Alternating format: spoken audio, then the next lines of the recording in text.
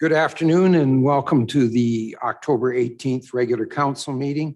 The city of Parksville recognizes the people of the Coast Salish nations and their traditional territory upon which we gather with gratitude.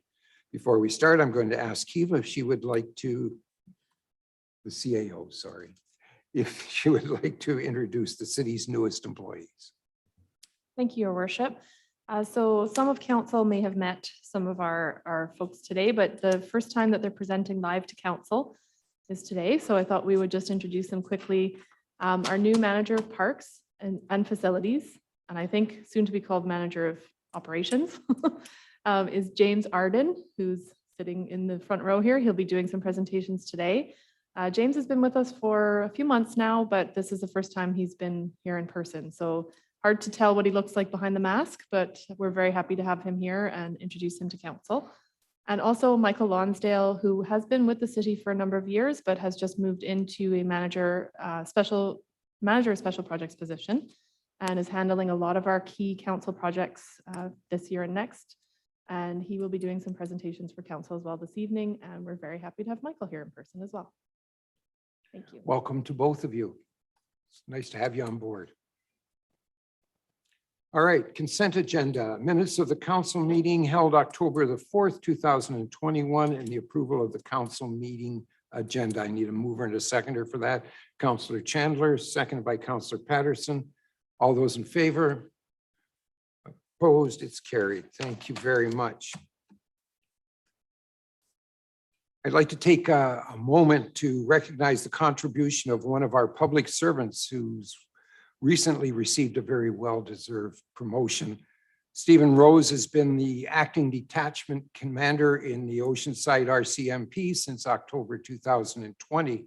And he's been with Oceanside as operations NCO since 2016. Steve has accepted a promotion to the rank of inspector, where he will be the operations officer for the West Shore Detachment in Langford. Steve has dedicated over 20 years of service to the RCMP. Steve, on behalf of council, I would like to thank you for your services here in Oceanside and wish you all the best in your new role. I believe Steve will be with us for a few more months as the transition occurs. So please, all those people out in that are watching us, please take a moment if you run across Steve on the street to congratulate him while he's still around the city. Again, Steve, congratulations and good luck in your new endeavors. And having said that, we're going to put you on the hot seat right away. So why don't you take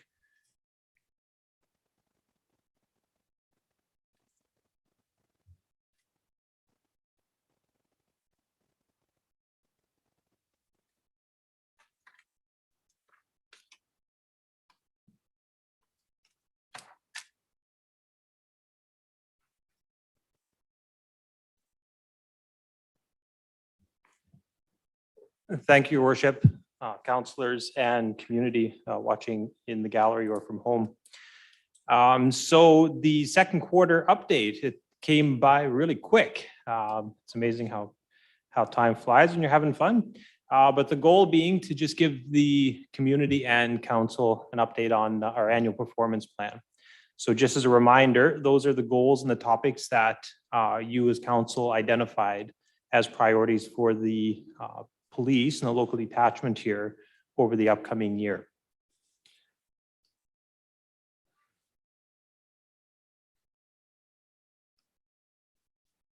So I'm going to give a quick update just on detachment personnel because of course it's an ever-changing landscape, and then some information on the crime statistics, and then lastly the number of prisoners that we've held in the local cells.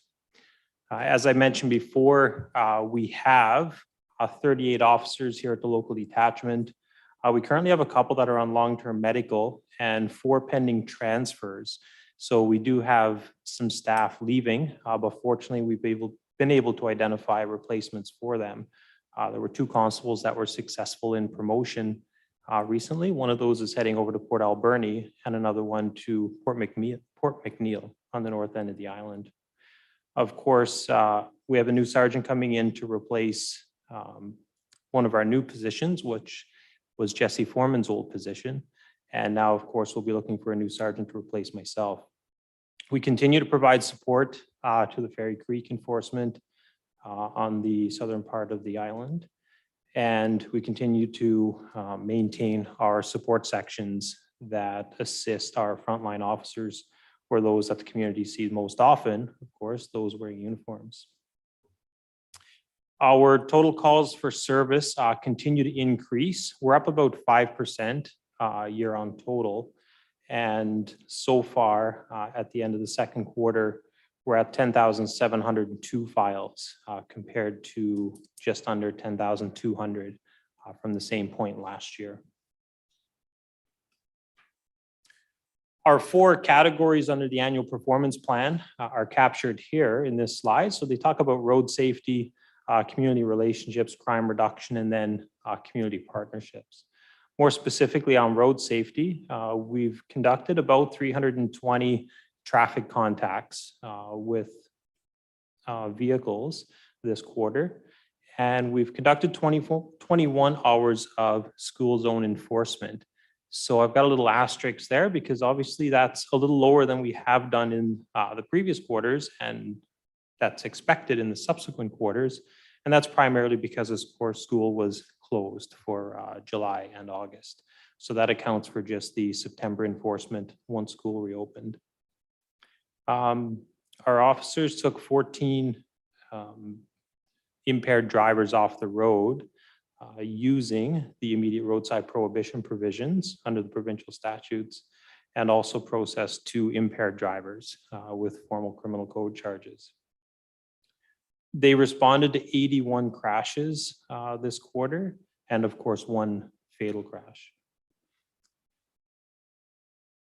From a crime reduction perspective, we continue to monitor 11 individuals, and those are individuals residing within the community bound by a number of court-ordered conditions. And in order to ensure that they're complying with those conditions and to reduce the likelihood of further offenses, the officers have conducted about 155 court compliance checks. So that's visits to those individuals to make sure that they're complying with conditions as directed by the court.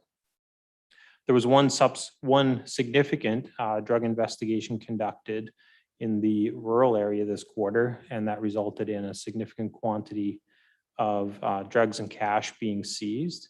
That matter has yet to appear before the courts, but once that happens, we'll be able to provide some more details about that. On the community relations front, we've conducted 25 proactive patrols out to the Qualicum First Nation and 99 foot patrols by the officers throughout the jurisdiction in the past 3 months. Because of our human resource situation at the detachment and also our need to provide officers to other jurisdictions to help, namely Fairy Creek, over the summer, we did not complete any bike patrols as had been planned. The officers have conducted 11 proactive referrals to mental health. So that's separate from those calls for service that result in someone being apprehended and taken to a hospital to be assessed. This is someone that we've dealt with in the course of our regular duties, and the frontline officers felt that they needed a little extra support, and so they did a proactive referral. Speaking of referrals, when it comes to community partnerships, we've hit a real high note on victim service referrals this quarter, coming in at 125. And we continue, where possible, to use alternative resolution processes like restorative justice. And we completed 5 of those referrals this quarter. We participated in 3 interagency meetings this quarter with the goal of streamlining our efforts with those of community partners. If we glance through the crime statistics here for the quarter, you'll see some trends emerging. And just as a reminder on the color coding, green means that we've had a decrease, which is always a good thing. Yellow would infer that there's been no change or little change to that particular crime type. And red is where we've seen an increase. So if we look at Parksville alone there on the far left, we of course will see that there's only been one increase, and that's a slight increase in break and enters to residential dwellings.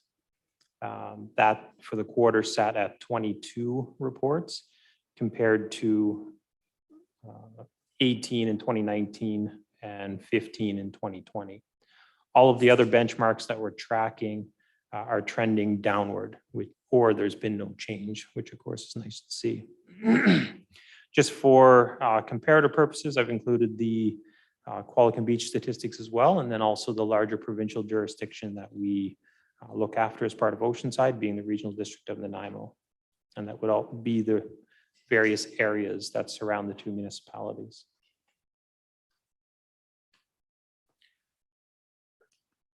Lastly is the prisoner count. So we can see for the quarter, Parksville was responsible for about 28 prisoners provincially. So the RDN area being 29 and the town of Qualicum Beach being 6. And that's pretty much on par for the number of prisoners and the average number of prisoners that we house at the detachment. So that's a snapshot of the information that covers the annual performance plan, and I'm certainly open, your worship, to questions from yourself or fellow councillors.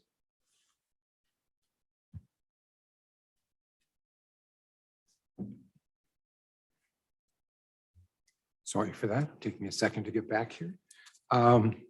First off, I need a motion to receive the report. Councillor Greer, seconded by Councillor Patterson, and then questions. Councillor Chandler, you were up first.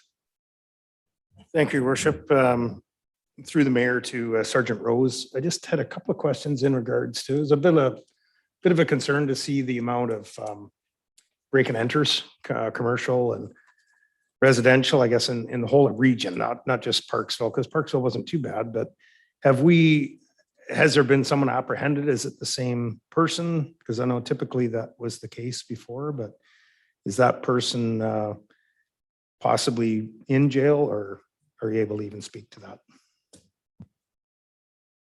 Unfortunately, I'd like to be able to say that that's the case. Unfortunately, with this recent increase in the quarter, there's been no specific or single offender identified. Of course, our plainclothes unit and the crime reduction unit often looks at these files to see if we can identify an individual that may be responsible for a higher number than normal, so we can then target them.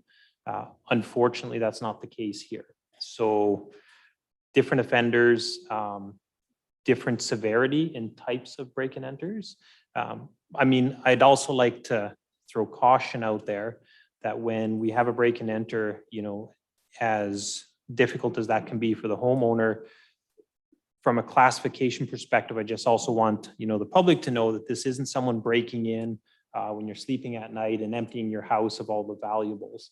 You know, this can also include, you know, a theft from your carport that happened when you were at work. So it can be, you know, forced entry to an outbuilding on the property and something taken. So, you know, all I can say, we don't have a specific offender accounting for these. And, you know, I'd like to remind the public again to be very cognizant of their property, you know, report suspicious activity when they see it. If there's someone hanging around their property or a neighbor's property that looks at a place, or a vehicle in a neighborhood that's at a place, again, we encourage them to call the police so we can go and check that, because you never know what they're up to. Thank you, Sergeant Rose. That's a great piece of info, because, you know, a lot of times you think immediately that it's the worst of the bunch, but it could be just that, you know, just a building and no one involved in being in the house or whatever it be. So that's appreciated. I guess the other part would be, I mean, the concern is sometimes, you know, with all the masks that are being worn nowadays and, you know, the things that are going on, I wish to see more cameras where there would be more face height rather than looking at on top of somebody's hats. You know, it's kind of what that foregone conclusion that you just see the top of a person's hat and you don't really see the face at all, unfortunately. So it'd be great if we if there's more sort of work done there at the alarm level where people can be talking to them about putting cameras in and putting them in the right spot. Thank you. Yeah, and I would like to add to that, certainly when we do our crime prevention through environmental design assessments through Secure Us, when we give advice to homeowners and business owners, that is a topic we touch on, which is placement of surveillance cameras. Certainly masks haven't made it easier for us, as if we needed something else to make it more difficult to solve crime. But identity, being a critical component of every report to Crown we submit, has certainly become a little more challenging.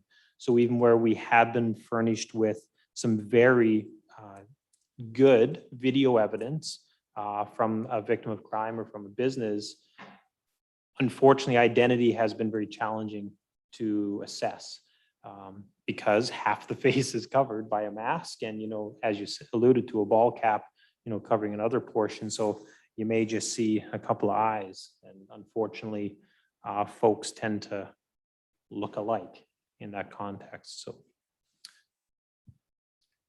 Thank you. Any further questions?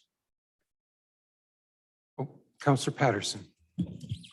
Thank you, Your Worship, and not necessarily a question. I just wanted to congratulate Sergeant Rose on his promotion and it's Langford's loss or Langford's gain, Parksville's loss.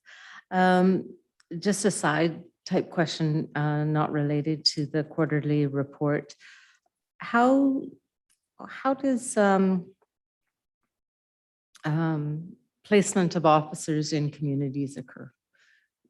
At the beginning, you showed us that there was 38 and that we're losing a few people and that. So how do we obtain officers to the Parksville detachment? And I guess, Your Worship, if I could just ask for clarity from Councillor Patterson, do you mean to fill the positions that already exist or to add new positions to increase the complement from 38? Oh, that's very good. Could I get an answer for both? You certainly can. And I'll try to be brief on this one. So generally speaking, the number of officers, so the total number of officers being what we have as 38, is a culmination of contributions from the 2 municipalities and of course the regional district of Nanaimo, which is essentially funded by the province proper. In the case of Parksville, you currently fund 17, and that's what the municipality has agreed. If you wish to increase that, which I would hope that the municipality maintains its current plan of increasing the complement by 1 each 4 years, that would mean the municipality adding a new member, making it 18 in next year's budget, so in 2022. Qualicum Beach, again, they add 8. They as a municipality make the decision on whether or not to increase that complement based on their service delivery desires and overall calls for service and what it is that you as mayors and council have as a priority for the local police. The provincial complement is a little more complicated because it's decided on by the province. Again, they look at crime statistics, severity of crime, the number of calls for service, and they apportion an officer to a particular quantity of those statistics. So in this case, we currently have 13. I recently made an application to increase that provincial complement by 3. And unfortunately, once that request made its way through the district and up to the province, Oceanside Provincial didn't result in an increase in that complement. So I believe this council has been very vocal and the mayor's been active in discussions with the province to talk about increasing that complement. But we internally can only do that through a formal business case and a request once a year. So that sort of addresses, or I hope that addresses how those numbers come to be with the detachment complement as a whole. Secondly, how do we fill the positions? There's some paperwork involved, of course. We have HR personnel in each of the 4 districts here in the province. For us, that would be Island District. And so when I have a vacancy at the local detachment, I submit a request to staff that. We conduct, or that staffing officer conducts queries of our internal system, which identifies officers that have Parksville, for example, as a desired location. They submit applications, they come to me as the commander to be reviewed, and then I make a selection. So in the case of the 2 officers, as I mentioned, that recently were promoted, they were both constable positions. So when we made the request to fill those, I was given about 6 officers to choose from that are in various parts of the province. I made a selection, and then the process advances from there. Once that position's accepted, a transfer notice is issued, and then you get 90 days, believe it or not, to sell your current house, buy a new house, and physically relocate. And that's one of those things covered by the Integrated Relocation Program, which is a federal program applicable to us as the RCMP, but also the Department of National Defense. There's a lot more steps in there that I could certainly go into, but I think that gives an overview. Councillor Patterson. Councillor Can I Patterson, have one follow-up, Your Worship? you may. So in regards to the staff sergeant position, I'm assuming it's a little bit different or a little bit higher, obviously higher qualifications. Will you be part of that process for your replacement? You're correct that it's a slightly different process. When you're selecting the detachment commander, that's done by the district officer. In the case of a municipally funded detachment, as in the case of Oceanside, the community can participate in that. I believe historically they haven't here in the selection of a commander. It's left to the RCMP internally to do. But certainly in some communities throughout the province, that is the case. And when it comes to specifically replacing Staff Sergeant Pelche, I won't be involved in that. Thank you. Any other further questions? Thank you very much. Appreciate it. Have a great day. All right, we have 2 pieces of correspondence. One is from Michelle Jones from the Parksville Downtown Business. I need a motion to receive the correspondence. Councillor Chandler, seconded by Councillor, thank you, Councillor O'Brien. All those in favor? Opposed? Carried. Thank you. Second is a piece of correspondence is from the 2 pickleball organizations, which we will be discussing a little bit later. So I need a mover and a seconder for the recommendation to receive the Councillor Greer, second by Councillor Chandler. Are you seconding or you? Okay, good. And any discussion? All those in favor? Opposed? It's carried. Thank you very much. Yes. Yeah, I make a motion at this time. Can we wait until we're going to bring it up after? Okay. Okay, I just thought that this was a standalone, so this was the appropriate time to do it. Typically it would be, except that we have a report that's coming in on the whole subject, so we can have that conversation at that time. As you wish. Thank you.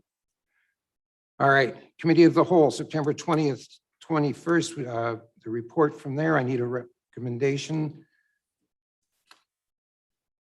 that the minutes of the committee on the whole meeting held on the 20th be received and recommended to amend the 2021 work plan to approve as outlined items 1 to 6. Need an approval. Councillor Chandler, seconded by Councillor Greer. Discussion. Councillor Wilson. Thank you, Your Worship. I'd like to break them down if I can, Please. or do we do, okay, the first one, garbage cans. Pardon me. Sorry, if I may, your worship. The first items 1 to 6 were the items that council made decisions Yes, on in the committee of the sorry. whole. I The see what you're garbage saying. can, the bicycle signs and the zoning is actually item number 7. So that is a separate motion required for those. Okay, mine doesn't show it that way, but that's Yeah, No. that's on the minute. here. All right, Sorry. so 1 to 6, which are not the items that you're speaking to. If- Yeah, I guess so. Okay, so I need a motion for that. Did we do that already? Did we get the motion to receive? All right. I'll call the question. All those in favor from 1 to 6? Opposed? It's carried. All right, item number 7. Now you can speak to the 3 items that are up in the air still. Please. Fine. I'm not sure what 1 to 6 was, but that's okay. It's not on my list either, but anyway, no, it's okay because I know we passed them before, so it's fine. And so garbage cans, I just wanted to ask, I can't remember whether we asked this question before. Were there any city complaints that came to staff? I'm not Yes, a- or through the mayor to our CAO? Go ahead. If I may, your worship, I'm not aware of any. In speaking with the director of ops, we haven't noticed any changes or issues overflowing garbage cans or unused ones in our day-to-day operational items, but I believe that counselors said they had received some information, but it was not passed on to staff. Go ahead. Thank you. So I just want to say that I think once again, this is, we're breaking this down into another one-off, and it should be included with larger city projects and studies that include the downtown core. And I think as the mayor said the last time, this is operational and it is not policy. So we should really stay out of this. And it is also something that if we have a workshop with PDBA, we can perhaps include it in that discussion. So I don't see that this is an important enough item to take staff time on. Thank you. Thank you. Councillor O'Brien? Thank you, your worship. Echo somewhat Councillor Wilson's comments, mostly for the fact that I think it should be an all-encompassing. Maybe a committee of the whole meeting if we want to talk about garbage can locations after we have all the staff recommendations, which would include also applications for new garbage can placements in various parts of our city. So I believe it should be all part of that discussion. And I'm not saying it doesn't need to be done, but I'm saying that it should be all encompassing at this point. So it's not a priority to be done now, which I think what staff is looking for is prioritizing at this point. So my suggestion Yes. is to hold off until we do a complete study.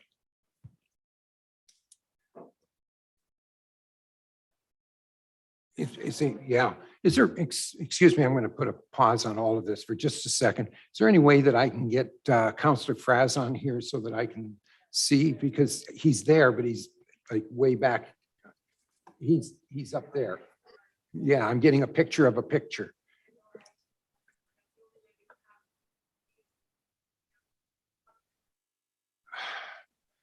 Councillor Fraz, if you can you hear me?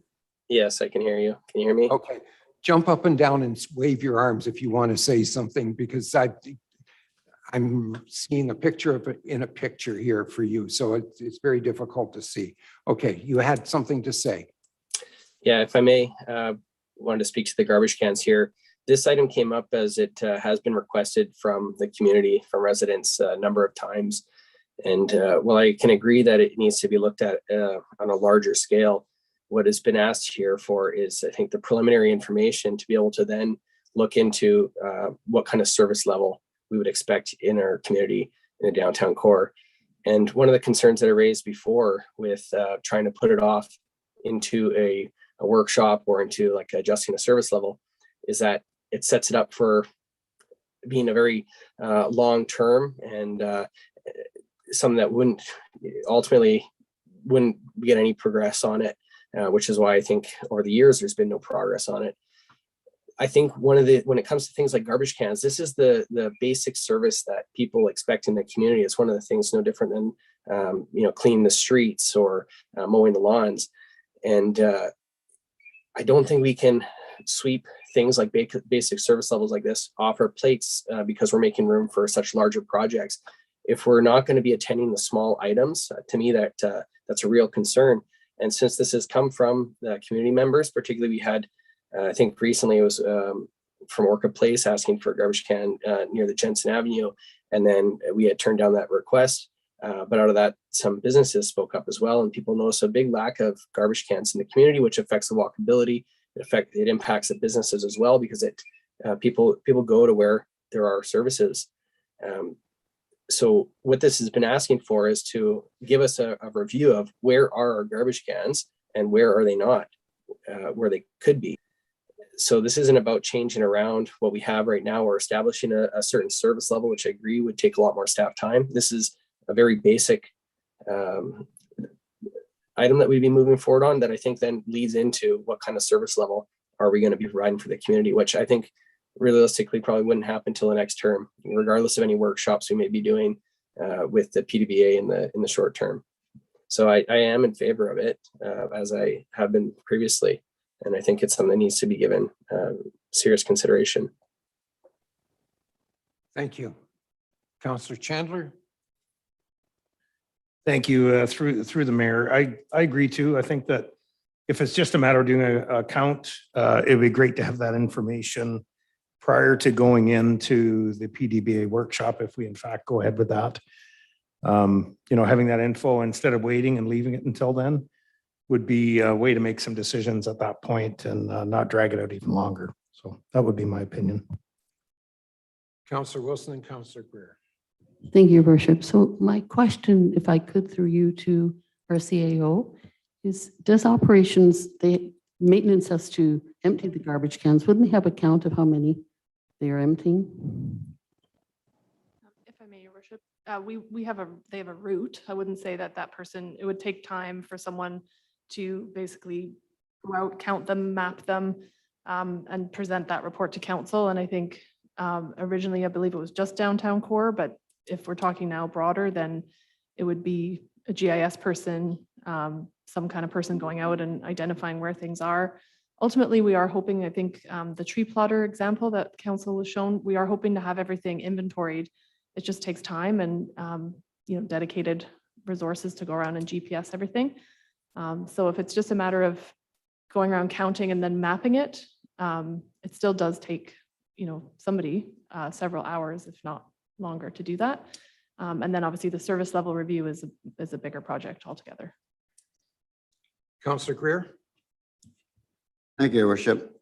Now, I agree that I think we need a little bit more information on how many we have. It's not only when we're talking 16 garbage cans, it's not only the cost of the garbage cans, but it's also the cost of the labor to put them in and collect the garbage on a daily or weekly basis. So I think before we go ahead, I'd like to see more information on how many garbage cans we have now and where exactly 2 or 3 or 4 or whatever number is needed, where that area would be. Thanks. Thank you. Councillor O'Brien?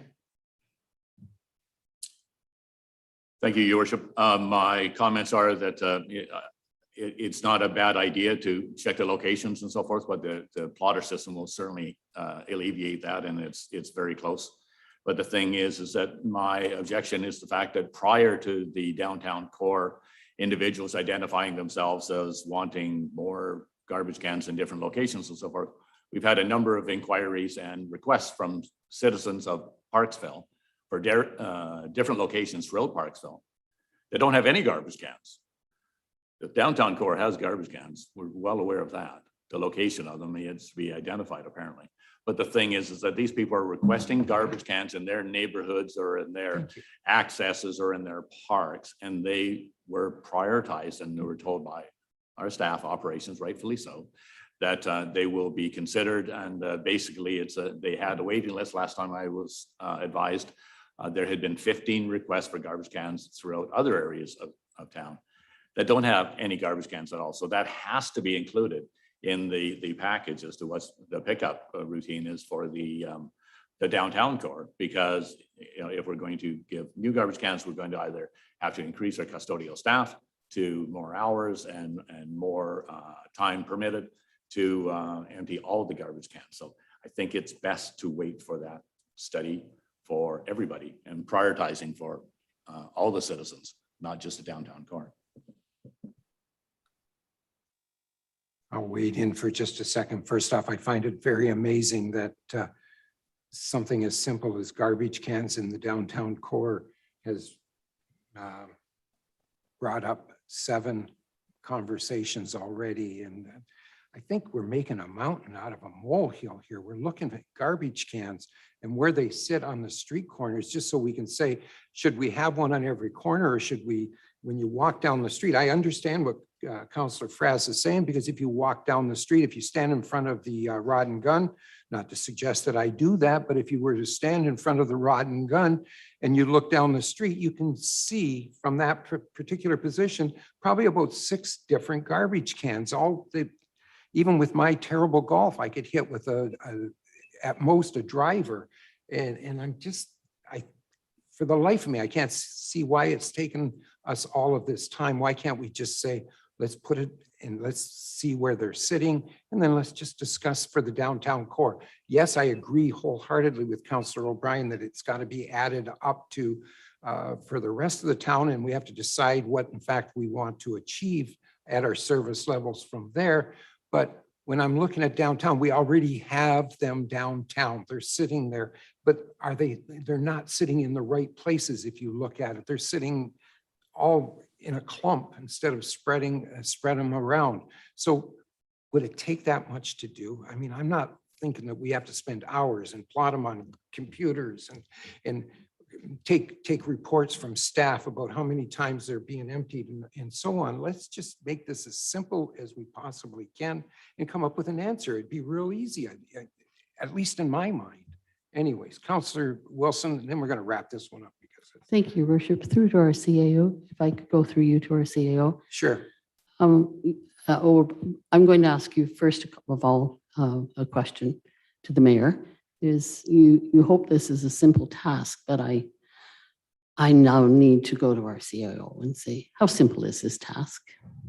And how long will it take to estimate? So it would be at least a few days work, because somebody has to walk around and GPS locate the garbage cans, and then that has to get translated by a different person into the system to produce a map.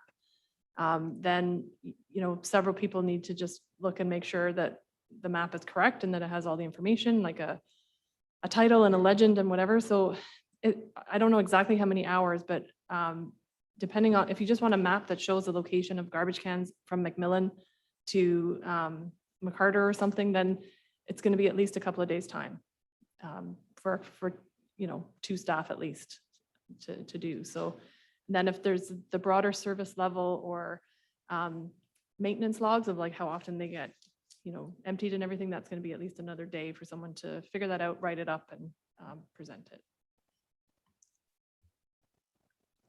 Go ahead. You've got a follow-up. You're allowed. I was just, thank you. I was just going to say, how long do you anticipate that this mapping system will be up where we can map everything in the city? Thanks.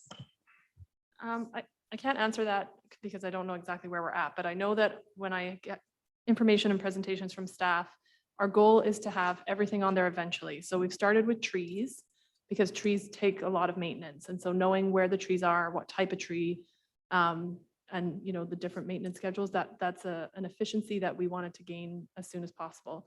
Things like lights, those would probably be next. Things that again require maintenance or we need to know sort of the status or condition of them. Things like garbage cans and benches, manholes, all those things, we like to have those as well, but they don't require the same amount of input from staff. So that's kind of how we've been prioritizing is where do we get the most bang for our buck with mapping the things. Mapping things that don't really need our attention too much is sort of lower down. And like I say, we haven't had an issue with garbage cans overflowing in certain areas and not being used in others. So that hasn't been a priority of ours. But of course, if council decides to leave this on here and you want a map, we'll get you a map. But I do need to reiterate my broken record for the benefit of some councillors who said I don't say it enough. We're already double our capacity. So I know it's difficult to make decisions on things that are important. Everything is important to some members of council, otherwise wouldn't be on here. It's really just, what do you want us to do and what do you want us to not do with the limited amount of time that we have? You know, we're just so far over capacity that almost like more than half of the items have to come off the list. So I don't envy your position in making those decisions, but we just can't keep adding things that that we want to have on there without increasing the number of people here to do the work. So I don't necessarily disagree with the CAO very often, but I honestly, in this case, if it takes us 2 days to mark on a map where these garbage cans are, we've got a different problem than garbage cans as far as I can see. This is it's a walk. I can walk the downtown core in probably about 2 or 3 hours and just put a little X on each corner where they are. And then we can somebody can sit down and say, move this one a block away so that it's more. I just don't see that as being a 2-day project or whatever. Having said that, I wholeheartedly agree that something's got to give with the amount of work that we're stacking on staff. And I don't think this is something that we need to be pushing right now. I think it can hold off for a little while. But you know, as far as taking it off altogether, I have a problem with removing it from the list altogether. I think it should be moved maybe further back into the priority list. But right now, I think it needs to stay. That's just, and for no other reason that I see it as being a simple solution. Anyways, we'll leave it at that. Councillor Patterson. I'll go after Councillor Fraz because I noticed he was, I Has he? believe, looking to gain your attention, but I didn't see him doing that, so I'm not sure if my computer was. My frozen. apologies, Councillor Patterson, you can go. I know you haven't had a chance to speak yet. I was just going to make a motion as to what to do with this item if it was not already out there. Okay, since ahead. this was originally your motion, I will defer to your motion and hopefully it agrees with mine. Thank you. all right. I was just going to make a motion to maintain this item on the list here, and I can give a reason for that afterwards, but if there's anyone to second it, that's what it would be. Councillor Chandler, are you seconding that motion? Okay. So discussion? Councillor O'Brien? I No, see- for clarity, your worship, it was breaking up on my side. I All right, didn't, go ahead. I couldn't hear Councillor Fraz. Go ahead. Can you give it to us again, please? The motion is just that we maintain this item to move forward with on the list. So it's not to remove it, it's to keep it on our work list.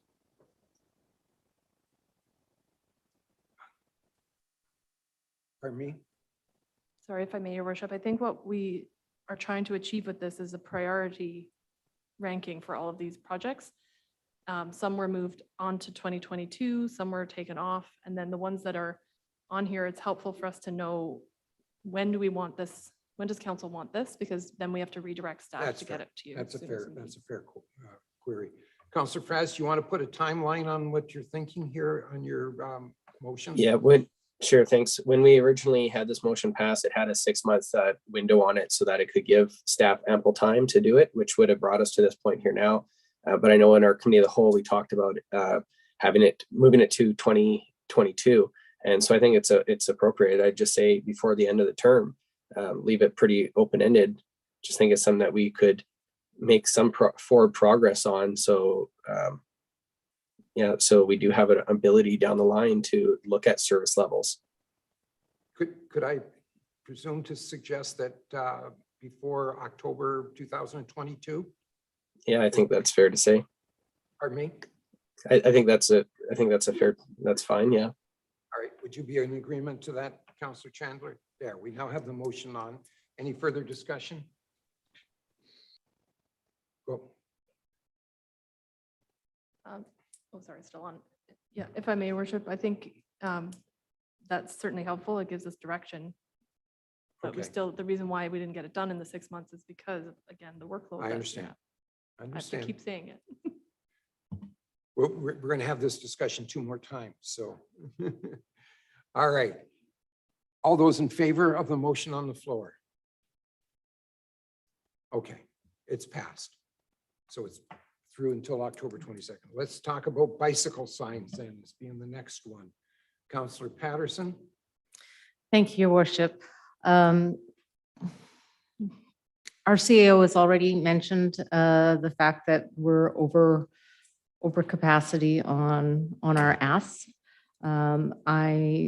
Through you to our CAO, I am wondering if this could be added into number 4 into the projects integrated into the Parksville Community Park Capital Plan. It's a lower item. Thank you. I think that's a pretty good suggestion. See? Is that your motion? It's a question or it could be a motion, whichever you would Why don't you prefer. make it as a motion so we I'll can put get it as a moving on? motion then. All right, fair enough. Seconded by Councillor O'Brien. I think open for discussion here.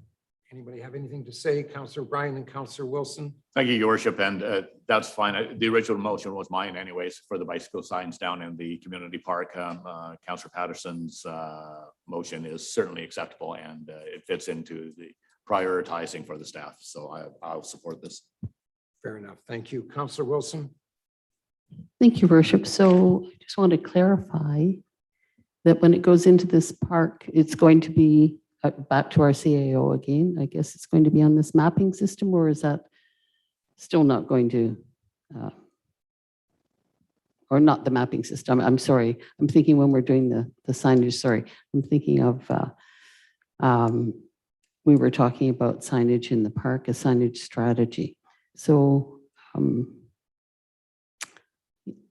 ahead, please. If I may, Your Worship, that was what I believe staff recommended this could be, an overall sign strategy that was taken off by council in the previous go around. It is a more strategic level, higher level approach. But we also have a lot of things planned for the park this summer, next summer, 2022. So I think what I understand from the motion on the floor is that we would incorporate a signage aspect into that area of the park that's going to have a lot of things going on, which is fine. We can certainly do that. And then the sign strategy for all parks and open spaces is a different project. thanks. Any other comments? I'll call the question. All those in favor? Carried. Thank you. Number C, the idea of permitting carriage houses for single-family dwellings. Councillor Patterson. Thank you, Your Worship. And I know that this was one of yours and it had been brought forward by some different development.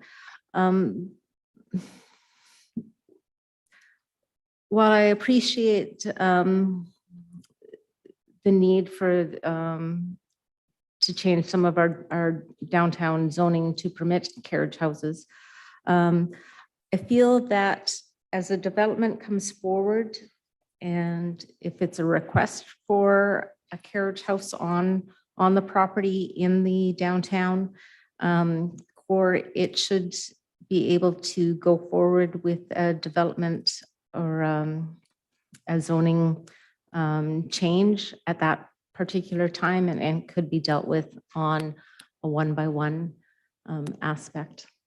And if you look at our correspondence earlier on that with the Downtown Business Association, I won't say that they may agree, but I do believe that they're not overly in favor of this, of the change in zoning. Thank you. Councillor O'Brien. Thank you, Your Worship.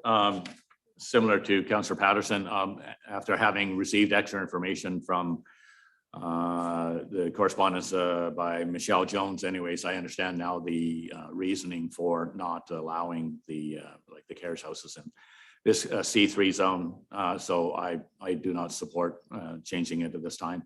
I also recognize the fact that after going through the process anyways with staff in the past, this is not an easy task to do. It's a major task when we do any bylaw or zoning amendment to the system. And I have it from pretty good information. The staff is pretty busy.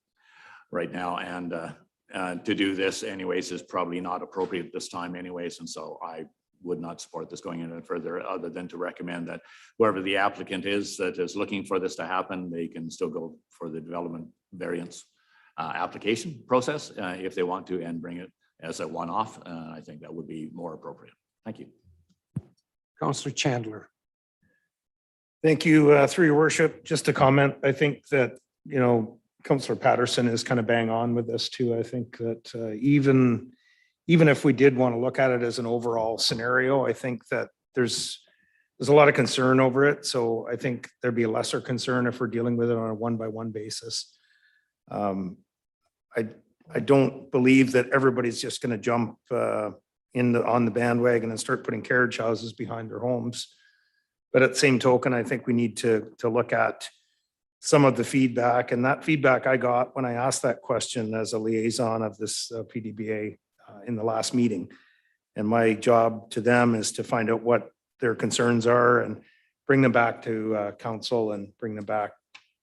My comment was to ask them to make their information be known as to how they felt about it. And that's where the letter came from. And so I need to support that as well. Just the fact that we need to discuss it a little bit more. But at this point, I think there's a lot of work involved in something where we could just be looking at it as a single one-on-one. So that would be my comment. I won't support it at this point. Thank you. Just as a couple points I will make on this. First off, most of the points that were made in that letter, I strenuously disagree with, as far as reducing the value of the properties and so on. The reality is that we have been saying all along since this council has come, was elected, that we needed to build the population in the downtown core. Carriage houses provided the lowest possible cost for somebody to move into the downtown core. That was the idea of it. As far as time goes, it's not that much difference in time whether we do it for one carriage house application, or if we do it for the whole of the downtown core, or if we do it for all of Parksville. Maybe that's the answer to this, and maybe it's not the community, but we make it any residential house could have a carriage house and take away that part altogether. Maybe that's the way to go, and that's where staff should come back to it with a report that tells us that that's what we should be looking at. But in my mind, if we want to do what we want to do here and put people into the downtown, this is, although it's a very small portion of it, it still is striving to accomplish that. And it is the least expensive way that we can do this for people. So that's where I'm going with that one. Councillor Chandler and then Councillor Greer. Thank you, Worship. Just to clarify too, I don't think it's a bad idea. I think on a one-on-one, I think it's a great idea. So it's not that I'm disagreeing with the idea of it. The couple of comments that I feel came back to me and I recognized was that when somebody builds a carriage house, they're not about to, kind of take it down and then put a new commercial property up there, residential property. So I like the idea more of maybe somebody coming along and buying this commercial property and putting a 3-story walk up in it, turning it into multiple units, or 30 and 24 units of 2-bedroom, 1-bedroom, and so on. So that's where, in thinking more, I mean, that's really what we want downtown, is we want to be able to put that face front forward to look more commercial and to fill in more residents than just one house in the back of another house. So I don't disagree with what you're saying. I understand the complete reasoning behind it, and I think it's great.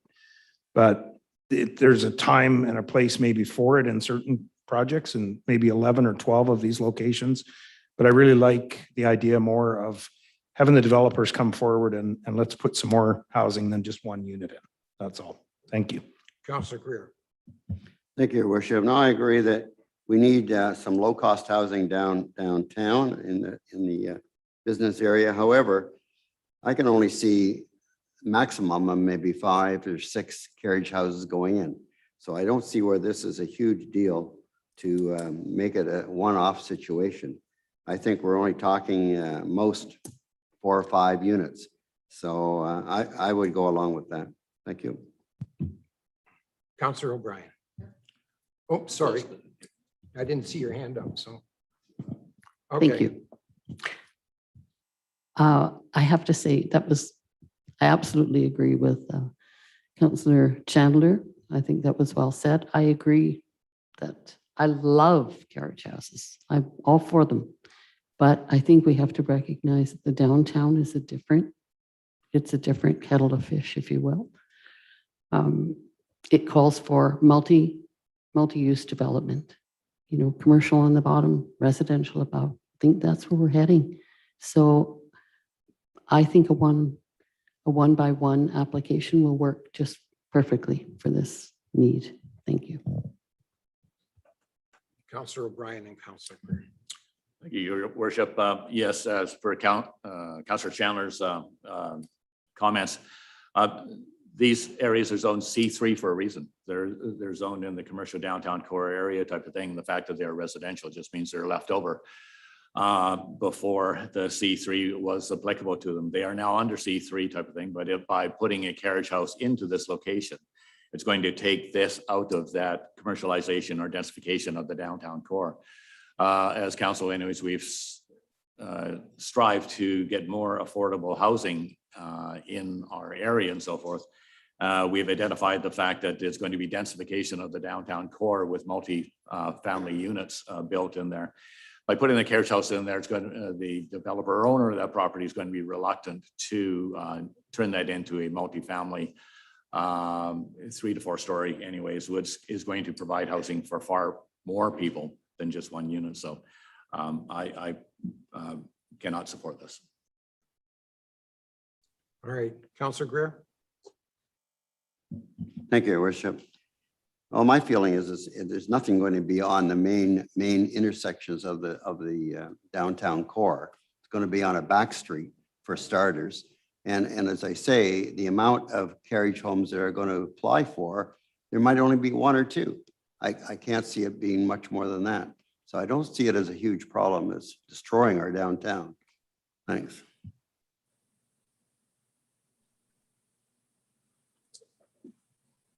All right.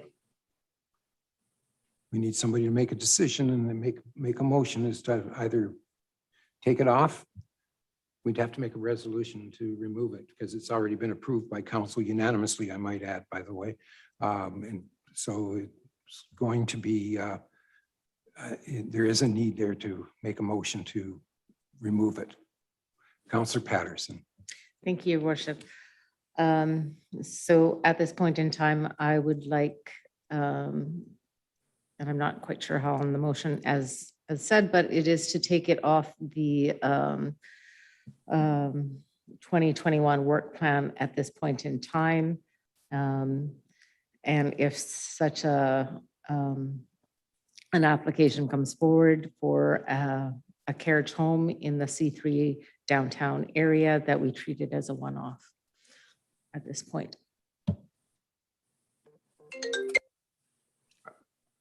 I would think with all due respect to that, and I understand what you're trying to accomplish with that. Basically, all we have to do is remove this because anybody can come to the council at any time and ask for rezoning on a particular site. So I think the proper motion would be just to remove it from the list, the priority list. Then I would amend it to have project 25 be removed from the 2021 work plan at this time. Fair enough. Seconded by Councillor Chandler. I'll call the question. We've talked this to death. All those in favor? And I will vote against. And Councillor Greer.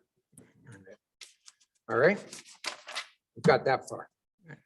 Now that we're all in a great mood, it's up to you, Mrs. Woods. Please present your information on these. Sounds exciting. The secondary brine tank, please.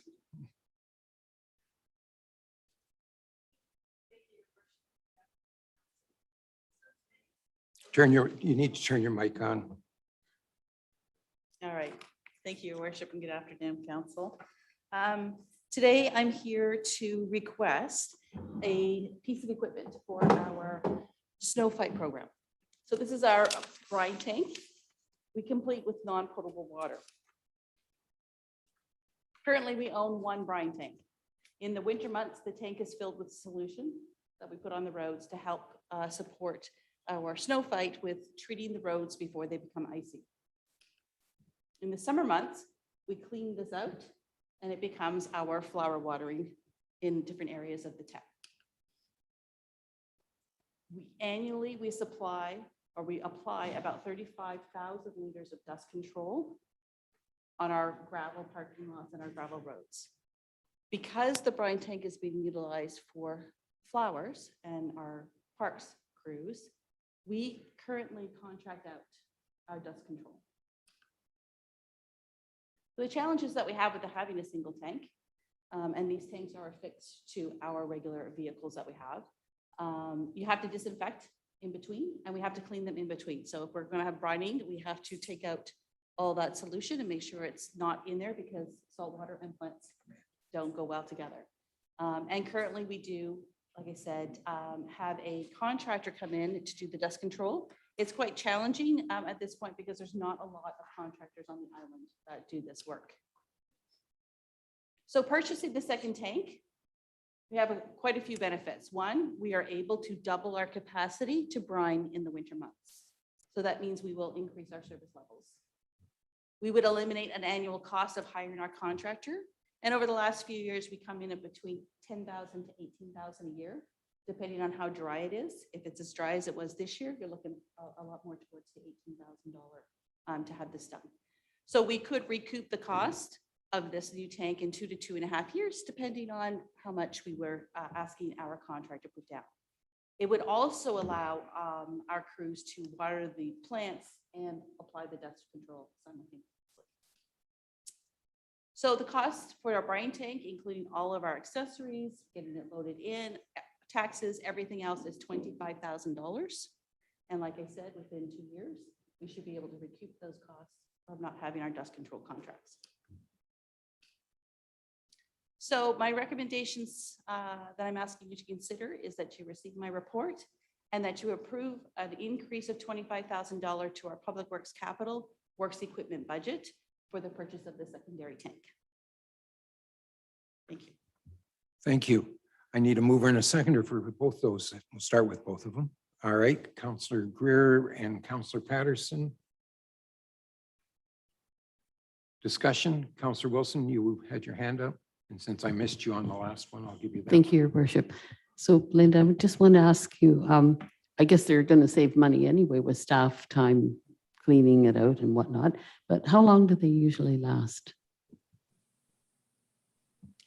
Through your worship to Councillor Wilson, we are looking at least 15 years, but when we take care of them well and we don't multitask them and multi-use them, because there's a lot of chemical solution that goes into it, we're looking at 20+ years. Councillor Patterson. Thank you, Worship, and through you.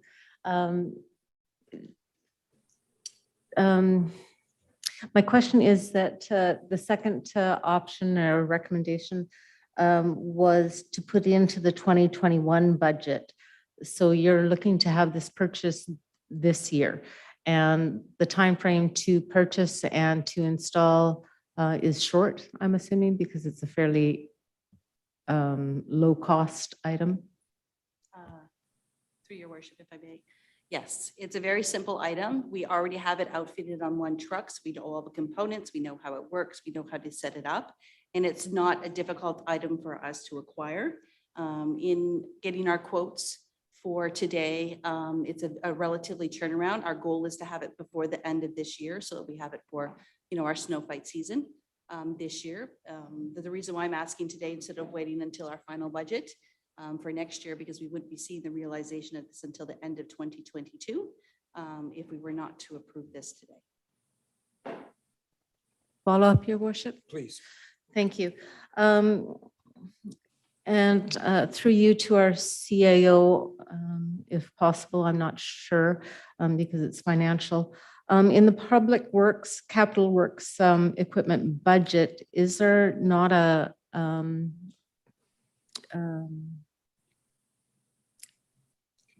A contingency. Thank you, your worship, very much. As it is only, and I don't want to say only 25,000, but isn't our contingency able to handle that? If I may, your worship, I believe the equipment reserve is specific to pieces of equipment.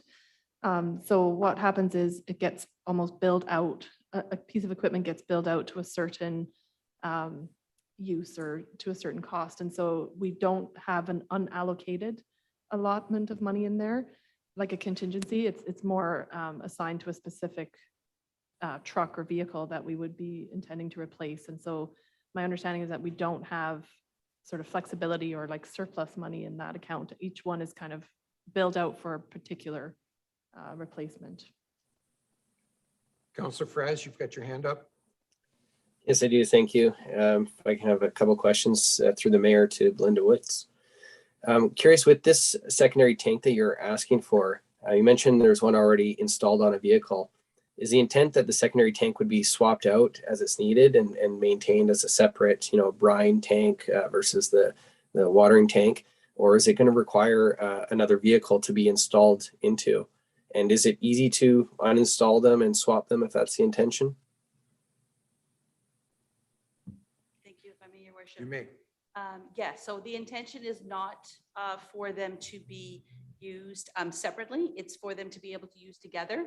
We already have another vehicle that can support having this attached. And it is quite simple for us to have these components swapped in and swapped out. But the goal is to have these two pieces working all the year long, depending on the two different types of service it'll be providing. And if I may follow up. Please. So if it's going to be installed in another vehicle, what is that vehicle currently being used for? It's going to be displacing it then. And are we going to need to be looking at an additional vehicle then down the line to offset that? Now it's going to be a tank on the truck. And as well, like when you talk about the cost of not having to pay the contractor to be able to recoup it in 2.5 years, if we're now going to be staffing and doing the work that the contractor would be occupying, then again, do we have the staff to be able to do the work that we would normally be contracting out? I mean, your worship. So this request is coming from staff. We will not need to purchase another vehicle. This vehicle, when we're doing, for example, our watering of flowers, can be used for watering of flowers and other works. They're currently used for other works at this time. In our looking at recouping of the 2.5 years, that's taking into consideration that some of those costs will be staff costs, as well as just the actual pieces of equipment. Councillor O'Brien. Thank you, and through to Mrs. Woods, and thanks for your report. It's well done as usual. Just to clarify as well, so we already have the existing trucks to put these both tanks onto. So all that we have to do is we're just going to increase by one tank that's all you're asking for at this time. And that's the 25,000. I can comment as well that anyways, your suggestion that there would be extra brining done in the winter time thing, if we have 2 tanks, would be very well received by a lot of the residents, which already love your brining solution put down in the winter time. Has saved much anguish for a lot of people in our community, and so they will be very grateful for increased service anyways for this. So I appreciate that. A question through to our CAO. Is there not a contingency council amount discretionary that we haven't budgeted for? Isn't there an amount that we can lean back onto to come up with 25,000 at this time? If I may, your worship. Usually we do apply a $25,000 contingency each year. I don't know off the top of my head what the current balance of it is, but historically council has a leftover amount usually each year. So certainly if you wish to use the surplus or balance of that account, you can. Council could direct staff to do that, but in this case, we usually don't recommend council contingency when it's a staff initiative, but that is something council could consider for sure. Follow up if I may. Well, How about if we just leave it as to, if we approve it today, that we'll leave it to staff anyways to come up with the best way to fund this. I'm just suggesting that I believe that there's money there, so I'll definitely be supporting this. Counselor Chandler? Thank you through the mayor to Belinda Woods. Belinda, thank you for bringing this forward. This looks great. I think anywhere where we can put staff in the driver's seat on these kind of situations is great. You know, outsourcing is expensive, and it's great to develop more staff and have that flexibility with these vehicles too. So I really like the idea. I guess a question through the mayor to the CAO as well, if I could, is there any way to do this through any sort of gas tax? Is that something that would fit into that scenario? If I may, your worship, through you to Councillor Chandler, I don't believe we could use gas tax for this. Usually our finance staff are pretty diligent about looking for the cheapest way to do everything, which we really appreciate them for. I think in this particular case, staff worked together, operations and finance, to come up with this recommendation. But if council wants us to find a different option, we can certainly look into that. I would think for $25,000, we'll be able to find that without an awful lot of issue here. And anytime you get a 2.5-year payback on any investment, it's not even worth having the conversation about it. It's a good thing. So I'll call the question. All those in favor? Sure. It's approved. Thank you. Reports. Mrs. Woods, you're still in the hot seat.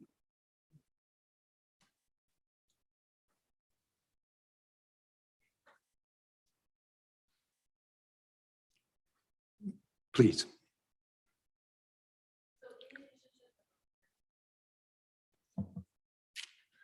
So instead of going, can you see my report today, as I'm just turn on your mic. So in addition to the report that we've written for council today, we've also put together a PowerPoint presentation to hit some of the highlights, as well as to give some options for council to consider. So looking at our needs assessment, there are two needs for Parksville Community Park. One of them is an increase in washroom facilities, and the second is a surface remediation of our sports courts. We have various user groups and citizens that compete for use of these facilities, and there's an ongoing need for flexible recreation spaces suited for multiple sports and user groups. At this point, no formal engagement has been met with other lacrosse, tennis, or the public on how they would like these courts configured. So I went into great detail into our report about the timeline. Here are some of the key pieces. In 2017 and 19, we had pickleball users via delegation come to council. The first cost identified to segregate the tennis courts into pickleball courts was $140,000, and the presenting group offered $9,000 to contribute to that effort. The Community Master Plan of 2017 and 2018 contains a recommendation that we locate pickleball amenities elsewhere, and possibly several locations throughout the city. Our Parks and Open Spaces Master Plan in 2019 recognized that various parks amenities should be upgraded to accommodate multi-purpose use to create a universally acceptable infrastructure for folks of all abilities. At that time, council approved a budget of $120,000, which was then increased to $320,000 for standalone pickleball courts at Springwood Park. Staff explored that possibility, and the estimate costs came back from $780,000 to $1.16 million, plus the original $320,000 budgeted amount to put new courts at Springwood Park. Subsequently, we got correspondence for the Oceanside Pickleball Club that suggested we pursue grant funding to help meet shortfalls. We have not received to date any formal proposals from OPC. And just a couple of the motions that have happened during that time period. February 3rd, you passed a motion for us to investigate the configuration requirements at the community park and to report back. While staff was investigating that request motion, a grant opportunity became available, which allowed us to leverage our taxpayer dollars. And so on July 27th of 2020, council passed the motion that we pursue this grant funding. So over the last 4 years, there has been quite a bit of activity that staff has done to try and meet the motions that council and the direction that council has provided to us. Early fall of this year, we were informed that we did not receive this grant. So at this point now, we need to consider what are our needs and what are our wants in the community park. And because there's varying different configurations of this, we need some council direction. So pre-grant, we had funding to replace the Kinhut washrooms. Our new facilities manager has reviewed it, and we feel that our Kinhut facilities are able to stand for a much longer period of time. So staff is requesting, or staff is recommending, that we have the estimated cost that we had for the Kinhut to be allocated instead to a new facility. Now, this new facility, for us to get it for this $500,000, would need to be near a location where we already have that infrastructure, where we already have sewer, water, and electrical. Of course, it would be much higher if we were to go somewhere else. This would be a workhorse washroom. These are not fancy washrooms. These are workhorse cinder block washrooms that have low maintenance and high capacity. We can put some pretty things on the outside of it to make it more palatable, but the goal of this washroom is to be a workhorse. Now, our sports court infrastructure, we've got some varying opinions on what would be the best path for this. There is multiple different dramatic opportunities and challenges that we could have in this. So we need council to help us sort of narrow down those different possibilities so that we can come up with the best strategy. So we do have some pieces that we are sort of governed by and guided by. Our community strategy in our parks, trails, and open spaces is a part of that is to have multi-use and accessible fields. Within our plan is to a part of the difference in the different types of uses is that we need to not have everything centralized in just one location, because then you have other issues of parking and washrooms and accessibility, as well as availability of courts. And also, when we look at our regional district, we have court rental procedures. And our procedures at this point, we have a certain criteria that we allow folks to rent for free. I shouldn't say rent, book our facilities. It's minor leagues and sports organizations for youth come first. And then we have adult groups or adult leagues. Because we only have the one lacrosse box, minor lacrosse has priority over the cross box. And that no league or group will have exclusive use of any field or court.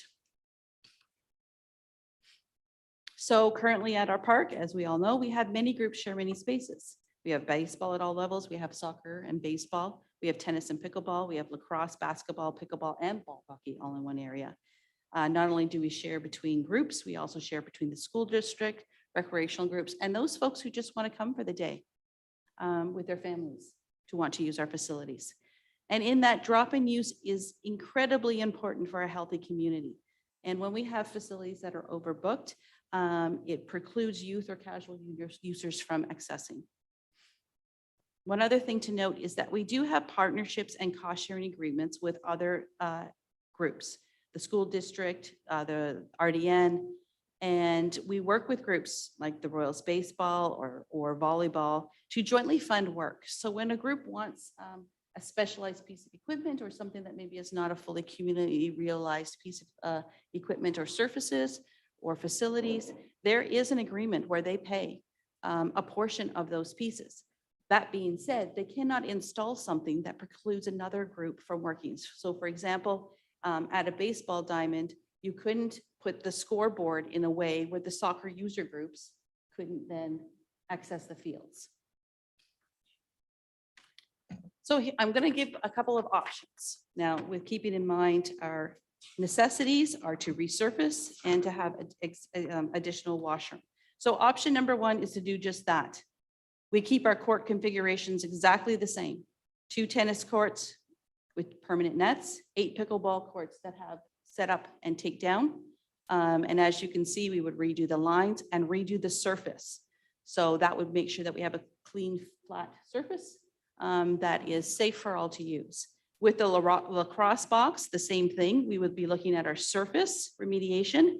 Now, when I say surface remediation, that means we are picking a surface that can be utilized both, or excuse me, for 4 different work groups. That is basketball, lacrosse, ball hockey, as well as pickleball. And we have to seriously think about the surface remediation when we're sharing, because we can't put down a surface that would hurt another work group, for example. So if we have a sports group that the rubberized surface with the texture to it, that slip grip to it, that might work for pickleball or for tennis, but that wouldn't be safe for basketball or for lacrosse, because those tend to have more slips and falls and more banging and more people. And those sort of surfaces create greater abrasions and those sorts of things. So just to keep everything as it is with the current lineage and the current usage, but to resurface everything and make it safe, we believe we can do that within the pre-grant estimated cost of $295,000. So pre-grant, we had this money in for surfacing these 2 court facilities. Option number 2 could be something where we make the tennis courts 8 pickleball courts. Permanent nets. We remove all tennis, we resurface, we reconfigure. We put in the fencing and the gating that's needed in between the different courts. That would mean we would have no tennis available at the community park, which is contrary to our master plans. At this point, we don't have a cost because, like I said, we need council direction to help us narrow down which ideas they want us to look into, because there's multiple different opportunities. Option number 3 would be to do half as pickleball permanent and half as tennis permanent. And we would have the delineating fencing in between the 2. So this would be 1 tennis court with permanent nets, 4 pickleball courts with permanent nets. We would resurface and reconfigure. We would install separated fencing. This would give anyone options to play either sport. We could also have an option where we have pickleball on half and tennis on the other half. And then on the tennis side, we could still do the outlines for pickleball. So there could be 4 set up and 4 tear down pickleball, as well as 4 permanent. Another option we could have is to utilize some of the underutilized tennis courts at Springwood and repurpose. Instead of building brand new, we repurpose 1 or 2 of the existing tennis courts to be permanent pickleball courts. Once again, we would need to resurface and reconfigure. We can install permanent pickleball nets, separate fencing, and then we would have 1 free tennis court and 3 dedicated tennis and 1 to 2 dedicated pickleball. Option 5 is to increase the number of setup and tear down courts at the lacrosse block at our community park. Right now they have 6 courts and the request is to make them to 9. A couple of things that we would have to consider is that not all lines are created equal.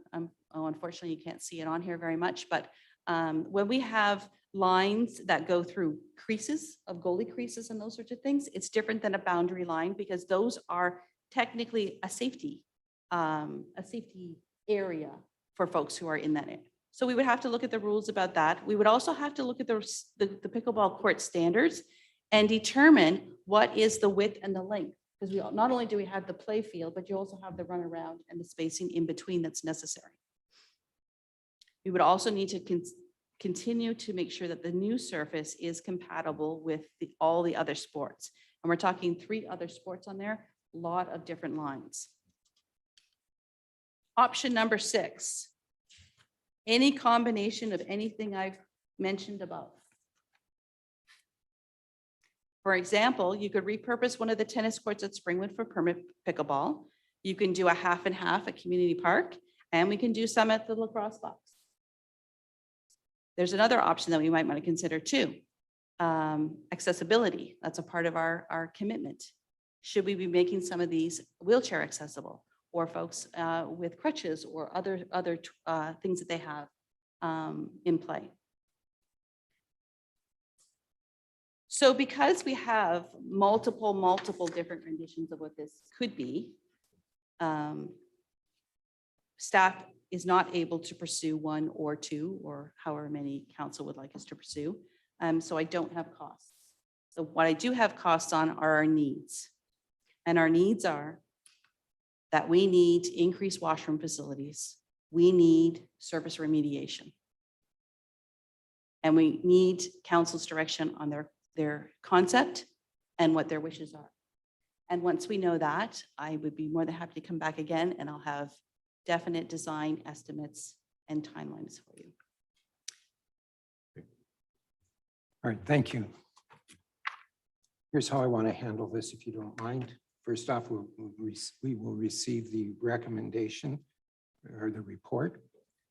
And then I would like to make a motion at that point in time for discussion. And then I understand Councillor O'Brien also has a motion, so we will probably go one right after another, and then we can have it both. But I'd like to hear Councillor O'Brien's opinions on what he's proposing as well. But if you would, so first off, I need a motion to receive the report. Councillor Greer, seconded by Councillor Patterson. All those in favor? Okay, thank you.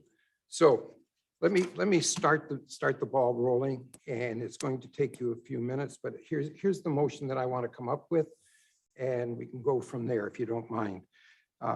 So I have to put my glasses on so I can read this part.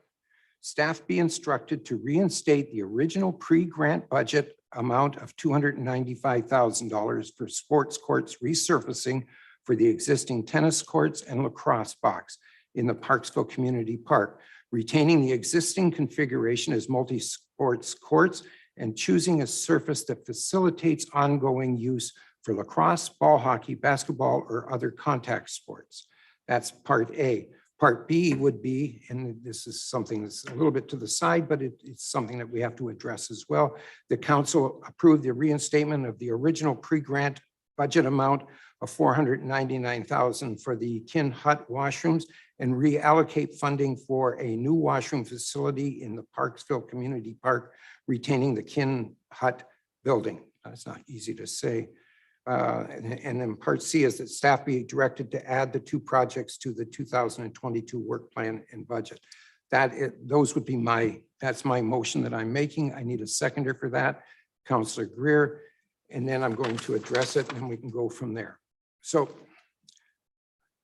this motion is given me much to ponder, and there's many facets I needed to consider before making the motion. I spent a fair amount of time reading and responding to over 100 emails and taking many phone calls on this matter. I'd like to thank all those individuals for their input. Certainly appreciated hearing their views on this. It is important that everyone know that they can contact our office at any time on any matter. So here's where we are in the way I understand it. To start with, I have a few comments I'd like to express. Some we've already heard from the Director of Operations, some are what I heard from the public, and some are from my own research.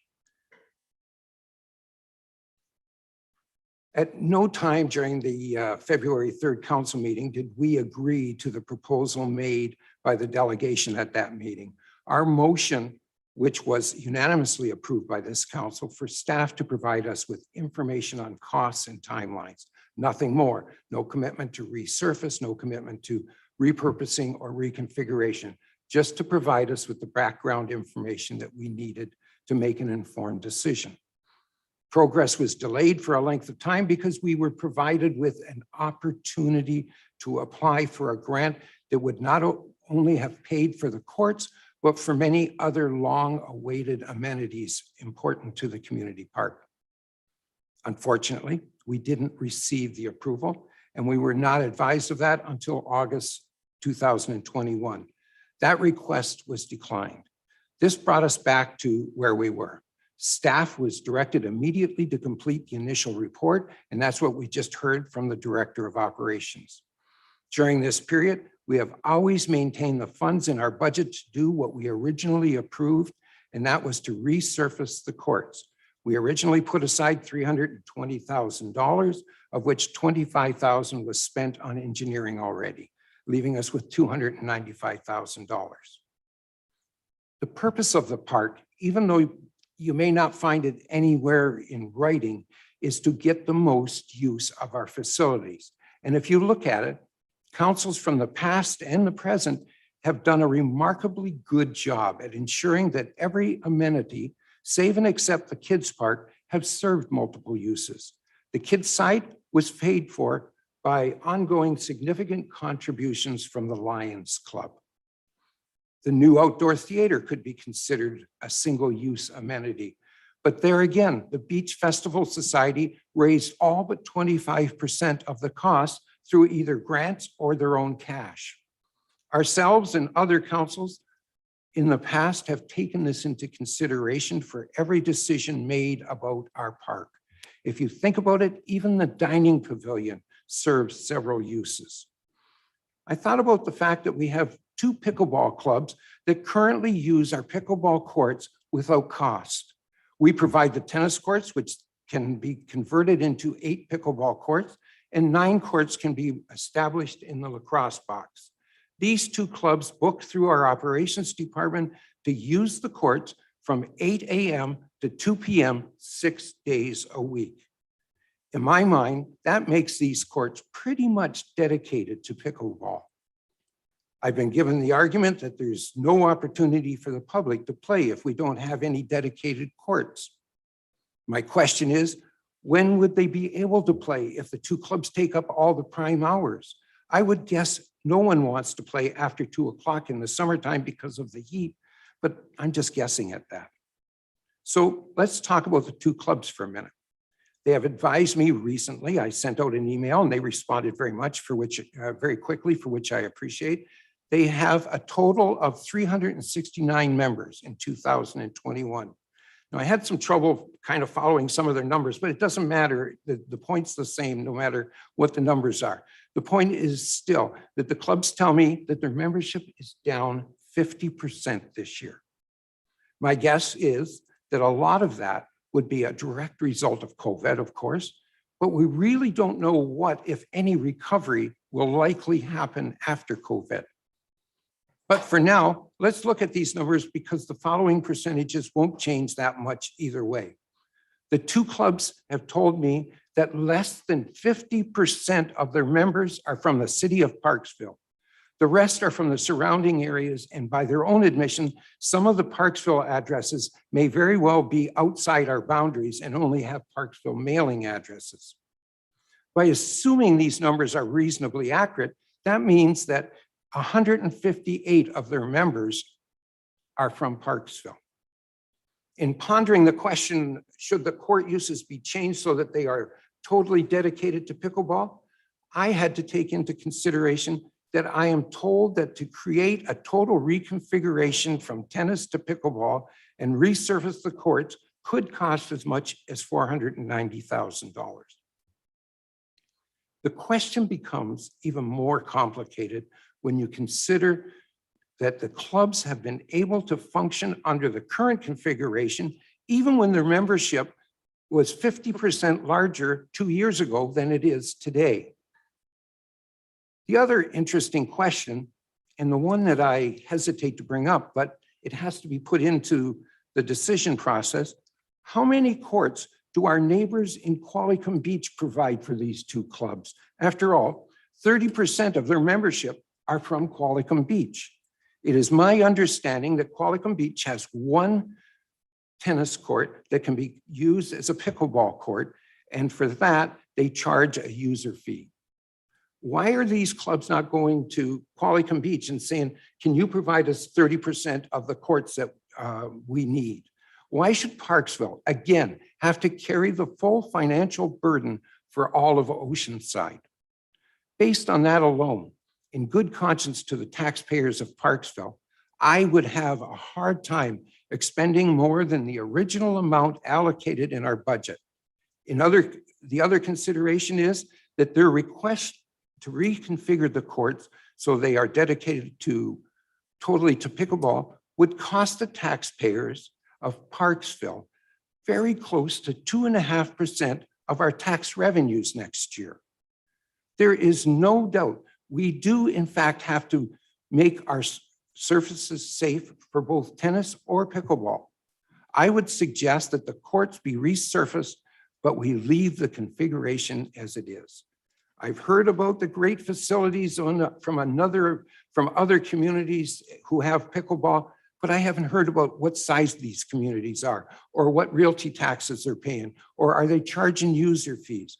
I've heard several times about, oh, the tournament potential is tremendous, but I would say that our parks are more for the benefit of our residents and not for tournaments. If there are tournaments and they didn't cost our residents any more tax dollars, then I'm in full support of it. We have always maintained no user fees. I truly believe in that concept. I believe that the residents of Parksville should not be paying for their park twice, but that that is not for me to say that I am against non-Parksville residents paying some sort of user fees. When I looked at all of the information I gleaned on this subject, I can only come up to one conclusion. One I hope that the rest of council will agree with. We resurface the courts the way they are and do not change the configuration.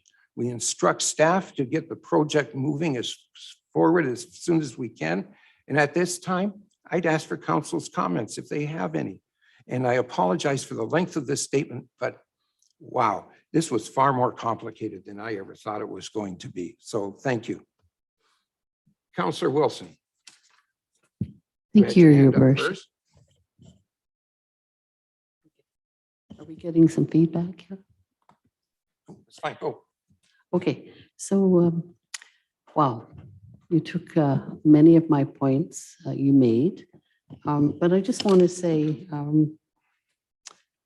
I really appreciate that pickleball is a growing sport. I was a tennis player until injury took me out, and it's kind of annoying, but I really understand the passion of it. But, you know, I also did some research, and to one of your comments, the mayor's comments or observation, I went on to the Vancouver Island Pickleball Association to see where there are courts. And yes, then I went and I looked up every community that have them on Vancouver Island and see what their population is. So we are about 13,000 people. And you are correct. Most of the small communities do not have dedicated courts. I've got the info here, but I won't bore everybody with all the details of which community. I believe I read somewhere that Qualicum may have the ability to have 3 indoor courts. And then I went on to the POPCS, I should say the Parksville Oceanside Pickleball Society, and looked at their blog, and I had also checked out public courts. There are, I believe, 10 courts, private courts at Pacific Shores. They pay $65 a month.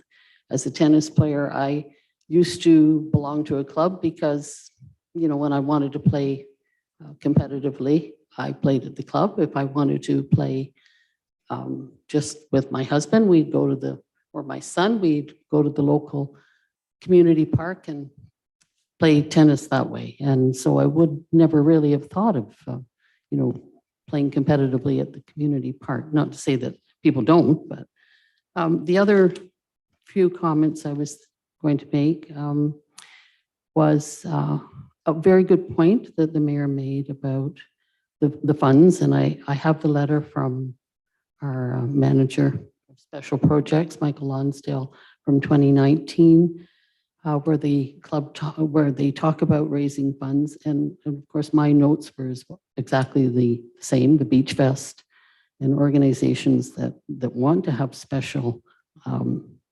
facilities or whatever they would like, go about raising funds or getting grants. And let's see, what else have I got here? I think my other comment would be, I do have to question why it is that Parksville is known as the place that must supply the services and the amenities for Oceanside. And I do find that it really isn't fair. So Nanoose has courts and they are all up and down the island. So I think one just has to take a look at that website where you can see what communities offer for courts, and it's a big ask for 13,000 people.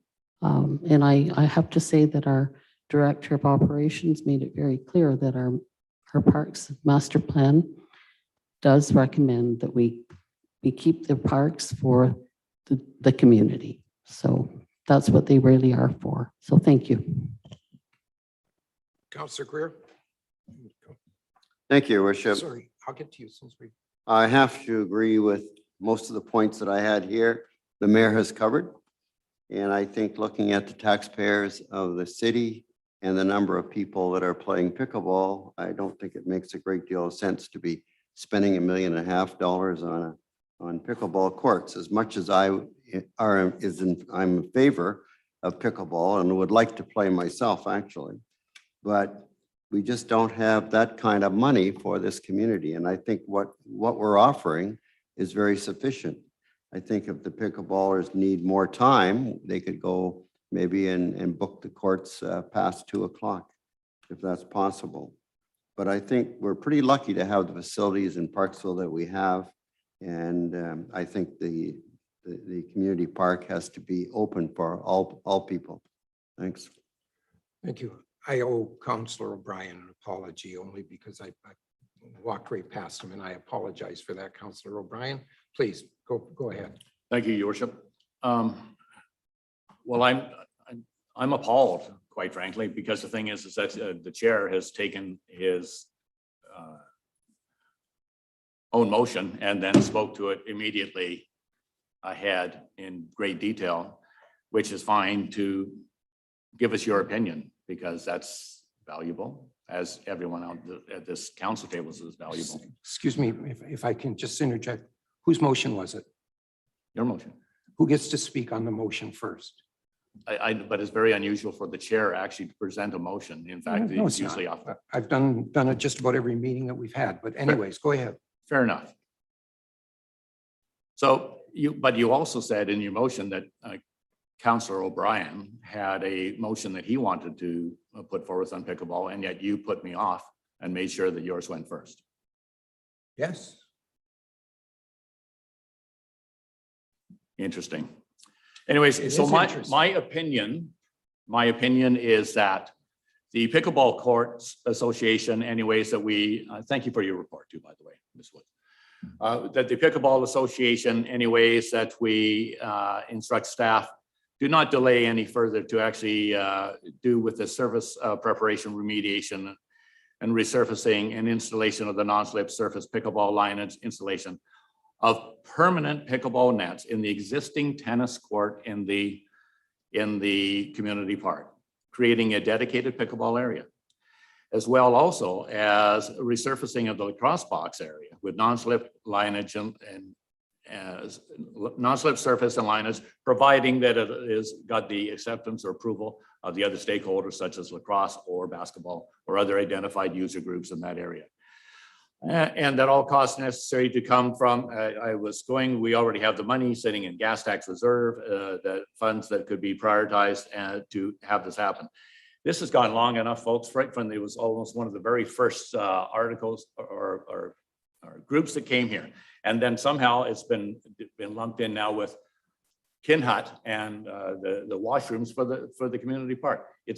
I believe it should be two separate issues, and it should be spoken to on two separate issues. And that's what I will attempt to do here. There were so many comments there, I don't know where to start. Councillor Greer, I have to just go from memory because I didn't have, unfortunately, in our package, Mrs. Wood's option package was not included in it.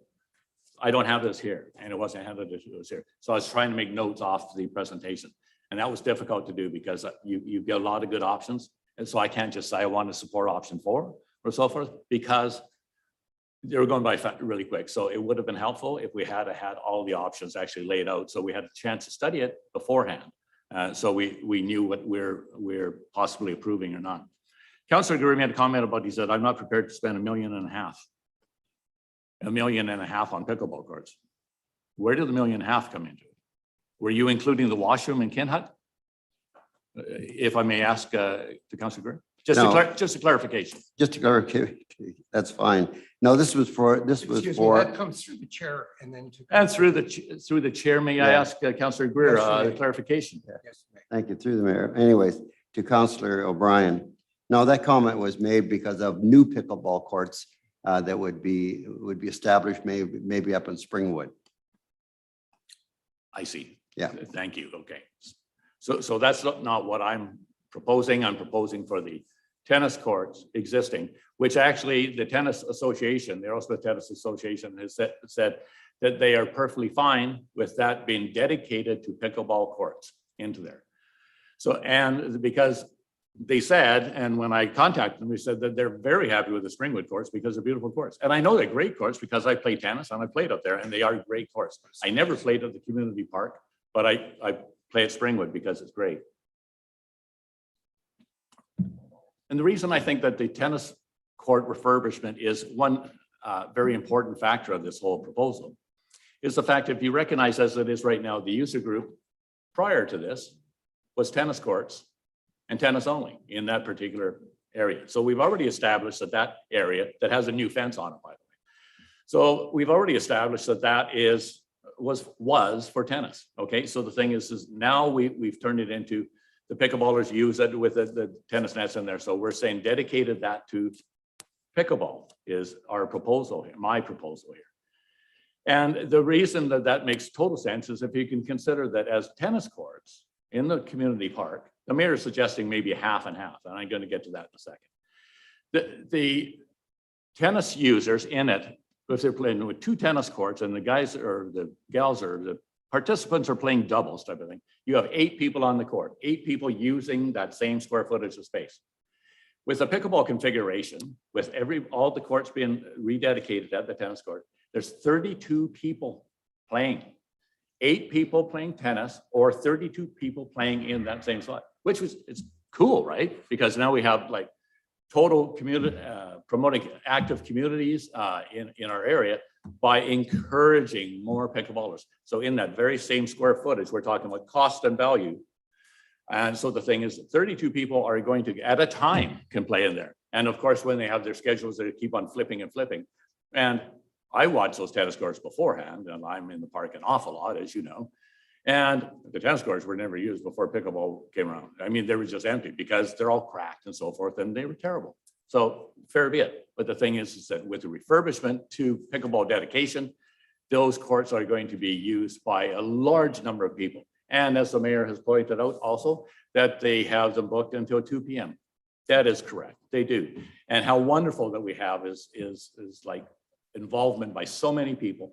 And I really think it's nitpicking to say, where do you live before you participate in our community park that we spend so much money on, that we have such great facilities?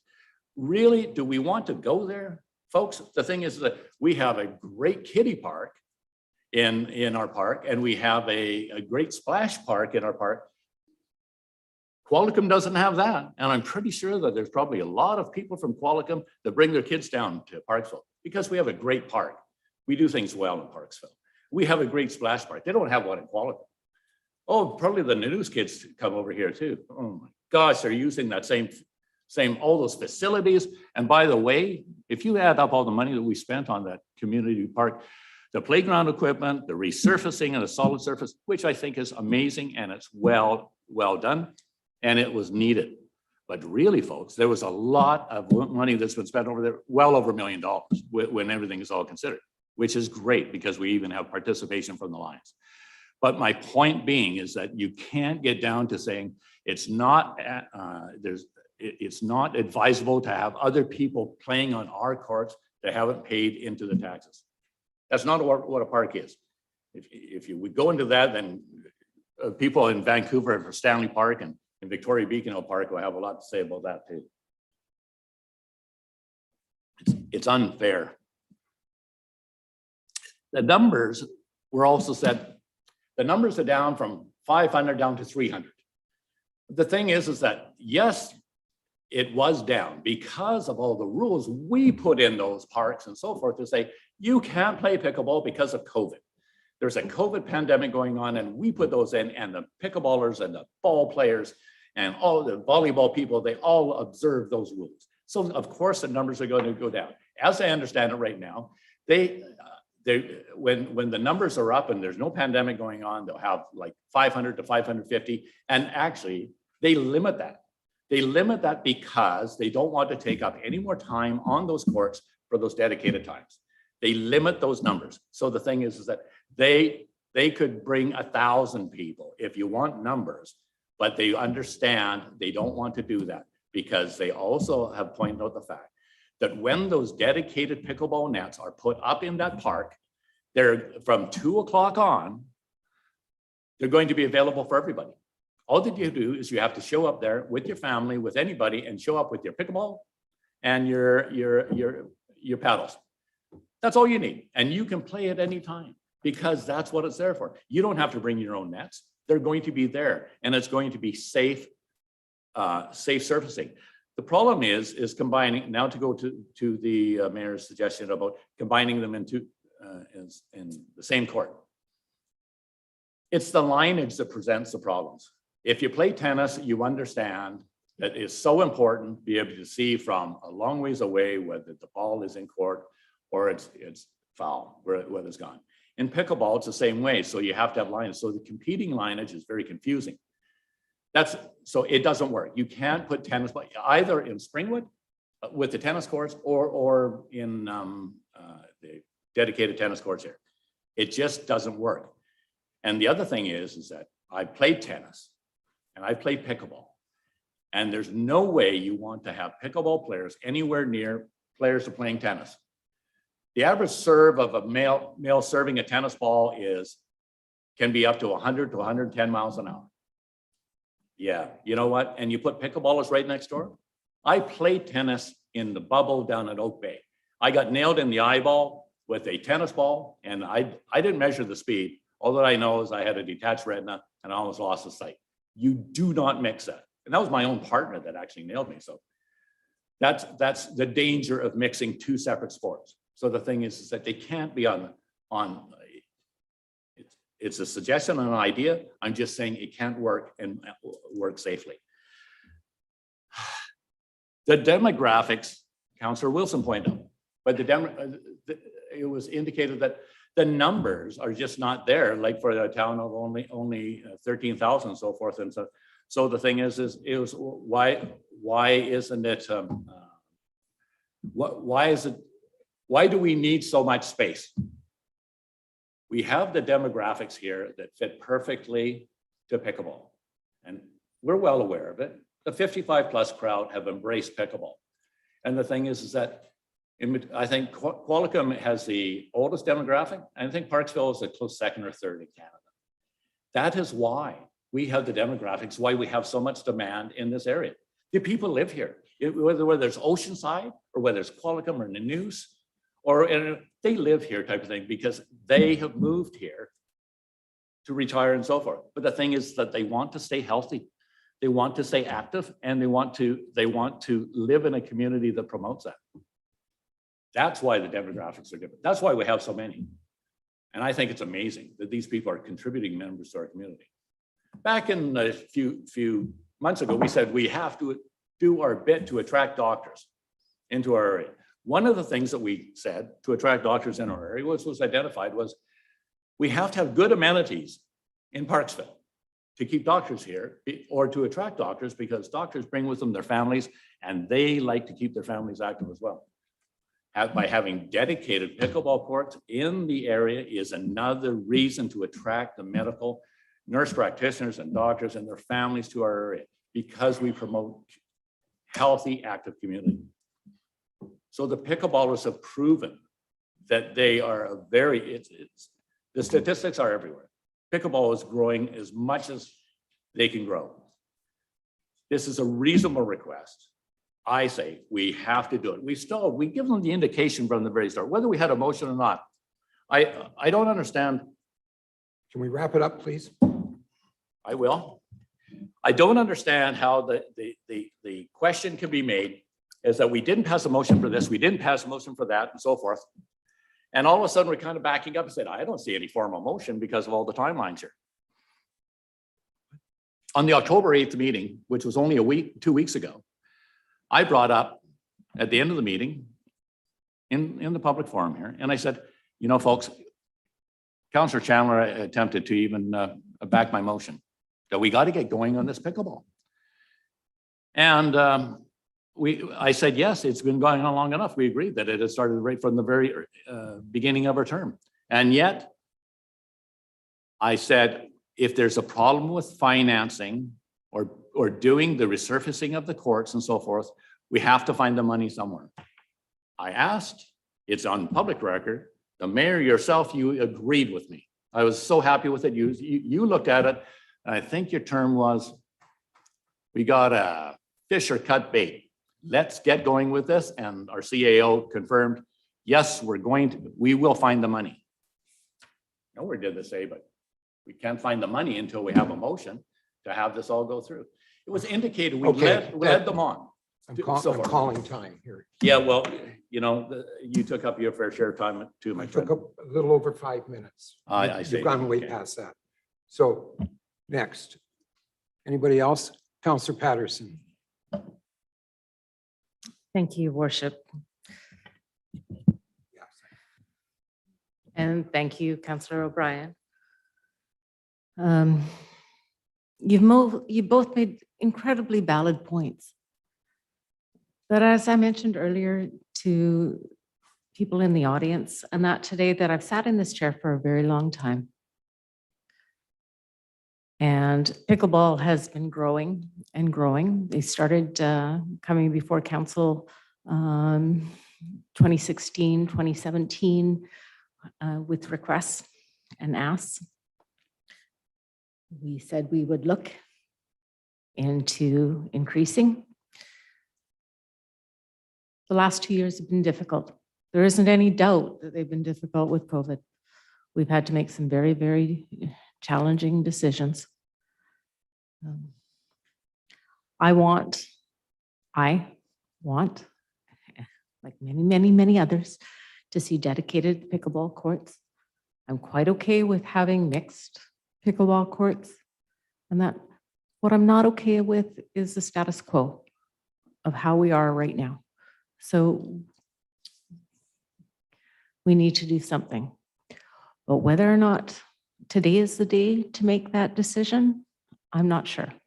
Because as Mayor Main and Councillor O'Brien, they've both put some very challenging and various options available. Now, I honestly believe that the Kinhut washrooms need to be separated from this, from a motion. I feel that we need to have a motion moving forward for the future of what that will be planned. And then unfortunately, that goes against what's happening right now with the fact that we are very challenged with our staffing availability and moving forward with new decisions and new motions being put forward. So I'm not going to put forward a motion that asks for more pickleball courts, more money available for resurfacing. It's been approved for the 295,000, and that I'd honestly like to have more, but and those were numbers from the past. And you've got to know that everything has increased, that there isn't any doubt that it's going to cost more, that we have another agenda item just right after this, that it costs more. We know that everything ends up costing more and more from what it was advised it was going to be in years past. I don't feel that at this point in time, and I haven't heard from Councillor Fraz, and that as well, that we are at a point to make a full-on decision. So I would like some help from the mayor, and whether our CAO or our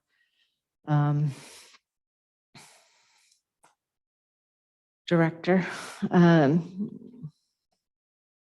of operations on where we should go, because the director of operations put forward other plans and everything and other options. And as she said, she can't go further without direction from this council on options 1, 2, 3, 4, 5, and 6. So I would like some clarification and some thought and leadership from our mayor and CEO on going forward. Thank you. Thank you, Councillor Patterson. First off, who seconded my motion? Councillor Greer. Councillor Greer, I'll ask you, would you take a friendly amendment to split the two items into separate motions? I would do that. I don't see the point in doing that. I think the washrooms are important. Well, we'll get to we'll come right on to them right after. Let's. Okay. Councillor Patterson brings a good point that we're probably clouding the issue here. Okay, that's fine. Okay, so if we can make that a friendly amendment that we split it in two, okay? Councillor O'Brien? Just a suggestion for an amendment, Your Worship. What happens if we amend your motion to suggest option 4 for staff to put pricing together for option 4 before we make, and that way we know all the numbers that we're talking about. Taking the washroom and kin hut right out of it. I'm just saying, just if we have costing on option 4 to do the, and maybe Ms. Woods, if you can bring up option 4, that would be helpful. And I'm saying just so that we can make a decision with all the facts and figures of what it would actually cost. I don't remember. Would you be? Okay, sorry to interrupt. Would that work? I don't remember what option 4 is, but first off, I want to split these two off so that we have two different conversations. Okay, so for the kin hut, we don't need that in the conversation about the pickleball at this point in time. So Councillor Greer if he has agreed that we can do a friendly amendment, and it's that way. So now we're back to one. We need to we don't need a vote on it. No, we don't. It's a friendly amendment. What? That the council reinstate the original pre-grant. Yeah, and $4.99 for the kin hut. So it's a $4.99 one that we're taking off the table rate for this second. So having said that, hold on for just a second, if you would, Councillor Greer. So based on that, we're talking about just the $295,000 to resurface the facilities. Councillor Fraz has been patiently waiting since hell froze over to make a comment. So I'm going to ask him if he'd like to speak at this point in time. Councillor Fraz. Yeah, thank you. Yes, Sam. Sorry, there is a bit of a delay, so you just have to keep that in mind here as we switch back and forth. Appreciate everybody's comments so far. It's definitely given me a lot to be thinking about, and I think everyone makes really good points. To me, one of the things that were asked was from staff was to give them some direction, some options, and so that's what I want to be able to answer this as well. I also look back though, when we had a grant come forward, or we put forward a grant through staff that wasn't successful, but I have to think about what would we be doing had that grant been successful. And the reason being is because that's what I believe our intent was to make some progress on pickleball courts. When I think of down in the community park, the option that speaks to me most is the one of having a split dedicated pickleball and a dedicated tennis. Yeah, so that's shown as option 3 there. As far as the safety concerns between the tennis and pickleball, it was shown that there is netting to help with that concern. The reason why I like this option though too is because it makes more sport accessible in the community to everybody. It's still, like as was mentioned, it provides where you don't have to bring pickleball nets. I don't have pickleball nets myself, so of course if I wanted to play, I'd have to be going through the user groups, and I'd rather just casually play it with my friends and family when I wanted to. So I like the availability to the community through this option. When I think about if we were to dedicate pickleball exclusively through the courts there, Then I start looking at what do other user groups, sports groups do in our community. And with the curling club, for example, they finance and contribute significantly to their operations through chillers and so on. And when I look at what happens with baseball, the same thing, they provide significant funding towards it. And even for our Oceanside community track, they've been doing a wonderful job fundraising and getting money together to make sure that they have the tracks that they want to have going forward. So if my decision was about making it to exclusive pickleball courts, I would need to see some significant contributions from the user groups. And I know they've said that they'd participate to an extent, which I think is wonderful and appropriate, but not necessary for them to cover the whole cost if we're going with an option like this where it's split use there in our community. So I think the mixed option here, like option 3, and then as well what Councillor Brine proposed for option 4 up at Springwood, making some resurfacing reconfigurations up there would be my choice going forward with this.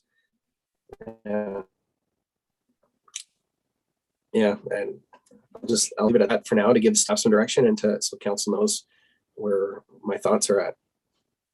Thank you. Director Woods, could you go to option 4 for me, please?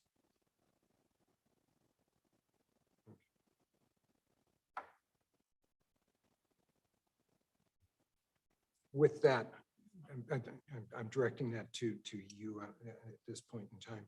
With that, if you went to option 4, what would you do with the existing courts? What was the ones in the community park? Would you leave them as tennis courts?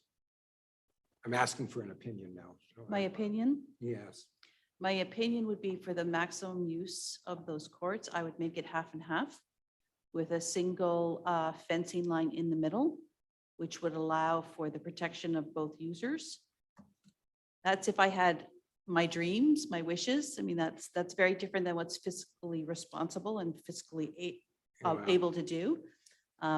My opinion is we need to resurface. We need the new washroom.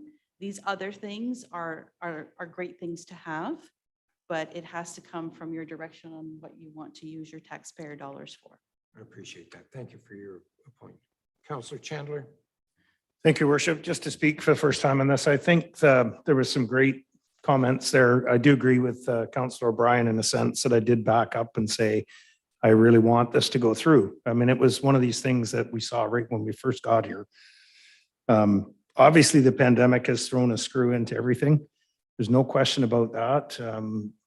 I think Belinda Woods came out with some very good information in the first part of this presentation to show exactly what happened, the timeline of it all. I think that was really kind of telling to why we are where we are now today. So I fully support the idea of the mixed use in the park with number 3, and fully support the idea of adding some possibilities of pickleball courts also at Springbank and or Springwood, sorry. I like both ideas. I think that allows to grow, but it also leaves an opportunity to potentially have both sports in both parks. And I think that's pretty important to people because some of them are walking there. They're not all driving. They're, you know, it's all about community here. It's about what we're able to offer to our community members and whether they're from Oceanside or where they're from. I think it's important that we bring them into our city and, you know, make sure we have the best possible facilities. So as far as getting the resurfacing done, I think that should be paramount. I think we should get that done right away and put that on high on the agenda to get that completed. That's just my opinion, and that's my comments. Thank you. Thank you. I'll just go for my second round here, if you don't mind. First off, we have to look at this from a cost perspective. To do either one of those proposals is significantly more than the $295,000 that we're speaking of. Okay, it's way more.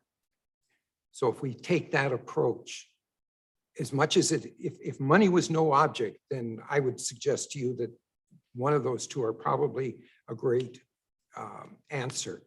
But money is an object. We have a fiduciary responsibility to watch the dollars and the cents. And we can't just keep going back to the gas tax or back to the COVID funds because we don't have them here for that in this particular case. What we have to do is we're going to have to take this out of our funding. And it, as I said, if you looked at it, if it's $400,000, it is almost 2.5% of the revenues that we're going, tax revenues that we're going to bring in next year. That's a scary thought, considering that under today's numbers, we're looking at 156 people or 158 people, whatever the number was that I read to you earlier, as residents of Parksville. The rest of that money is going to pay for everybody else. All I'm saying is, why in the hell can't we have Qualicum Beach pay for the equivalent of 30% of the courts? Wouldn't that make sense? There's 30% of the membership. Why can't they have 30% of the court? They've got one pickleball court that they charge, and I forget, $28 an hour? I think it's something like that, $28 an hour to use. You know, they've got to belly up to the bar on this one if that's the case, if they, you know, if it's for their people. I'm sorry, I'm not buying all this, oh, it's a park for everybody, and oh, look at the kids come here and that. The kids aren't causing us to spend that money. That money we spent for our children. And if the other kids come in and it's not causing a disruption, then fine. I don't understand what the concern for that would be. But in this case, we have to take on a significant cost to make this bigger for 30% of the people coming from Qualicum, 50% coming from Parksville, and 20% coming from the rest of the electoral areas. It's, you know, it's the same argument every time we get up here. Well, you know, everything that we look at, Qualicum backs off and doesn't pay, then Parksville's going to pay for it, you know, and that's not fair. It's not fair in this particular case. I don't have a problem with having it, you know, go to Qualicum Beach and say, we need 30% of the court requirements coming from the town of Qualicum Beach. Let's see how far we get with that. Secondly, being in the seniors age bracket as I am, so I'm not insulting anybody other than perhaps myself, is that our objective is to attract young families. Really give your head a shake and ask, what will attract young families? Tennis or pickleball? We have a pickleball group now, yes, because we have 50% of our population is over the age of 55 years old. So yes, it is a pickleball. But if we get it to where we get that young family groups here in the next year or 2 years or 3 years or 4 years, they're going to want to play tennis far more than they're going to want to play pickleball. We've seen no indication of youth jumping up and down to play in Parksville pickleball. I've not had one person ever come to me and say, my kid wants to play pickleball. It's just not happened. So, you know, I think we got to look at this from a very pragmatic point of view. What is it we can afford? And if we can afford it, what should we do with the money? We've put as Councillor O'Brien says, we've put $295,000 aside. That tells us that we know that we can resurface both courts. And if we resurface both courts and we keep the configuration the way it is, it's worked all this time. It's worked with twice as many people as what they're having right now. So why can't, we don't know what the recovery coming back from COVID, if it's like most businesses, you won't see 100% recovery for 5 years down the road, if at all. And by that time, our young families will have built up. So, you know, there's a whole bunch of facts here that we're not taking into consideration. All I'm saying is that let us do what we said we were going to do, resurface these courts. I'm not taking one piece of time away from the pickleball clubs. They're still getting exactly what they've always got, from 8 o'clock in the morning till 2 o'clock in the afternoon. And I'd be willing to bet that if they wanted to go to 3 o'clock, we'd probably look at extending it an hour if they wanted to, if it got bigger than that. But all we're saying is it's easier to adapt this way than it is to make it permanent, go in there, tear all the tennis stuff out, and then find out maybe we didn't have to. Just my thoughts. I've got Councillor Chandler, Councillor Greer, and then Councillor O'Brien. Thank you, Your Worship. Just through back to you again, I just want to clarify, I'm interested in doing the courts at the 295 for the park. The additional stuff I'd look at as a potential new grant that might come up. That would be the ultimate where we could add that in, some sort of provincial possible grant. So I just want to clarify that because I don't want to spend any more money either. I think that the 295 should be able to, and we know it'll be more. We know that the resurfacing will probably take us to about 350 or probably more than that, just based on the cost of materials and so on. But that's what I'd like to see. I just get that part done first and then worry about Springbank after, but that's on the wish list. So Springwood, sorry. Springwood. Thank you. Councillor you. Greer? Thank you, Your Worship. I don't think there's any question that we're going to spend the 295 and resurface the courts. I don't think that's a problem. But it all comes down to money, and our biggest responsibility as councillors is to protect the taxpayers from overcosting and overpricing. We have a lot on our plate this year to finish off as far as financials go. We've also had to hire a few more staff, which is a huge amount of money. So I think it comes down to money and our priorities. And I think if we get the surfacing done, for now, I'm all for a great facility for pickleball, like everybody else is. But at this particular time, it comes down to money and what we can afford. And we have the budget to resurface and redesign the courts. And to me, that's sufficient. Everybody is playing pickleball now. And I don't see where their requirements need more courts or more help. Thanks. The other thing I might mention too, when it comes to organizations and clubs, I think the pickleballers like the hockey teams are responsible to raise a lot of their own money. I know I was in charge of organizing hockey tournaments, and in four tournaments, we raised over $300,000. So money can be raised if additional things are needed, but everybody has to participate, and especially those who are enjoying the sport. Thank you. Councillor O'Brien. Thank you, Your Worship. Continuing debate, the question was tennis or pickleball? Tennis or pickleball? I can let you know, and like, why would we want to do pickleball when, as you say, if you were a younger family, you would want to play tennis? I'm afraid that's not true. Tennis is actually declining in their numbers and so forth. And I'm not saying at the expense of another sport. I'm saying the amount of people that are playing tennis are declining. That's recreation facility staff. That, as well as golf, as we know too. The golf courses are having a hard time too. But regardless, if the pickleball courts were there at the community park, dedicated, you're talking about the age groups. You kind of like indicating like who would play pickleball if you were younger. Well, I can tell you, my grandkids have been introduced through their school at pickleball.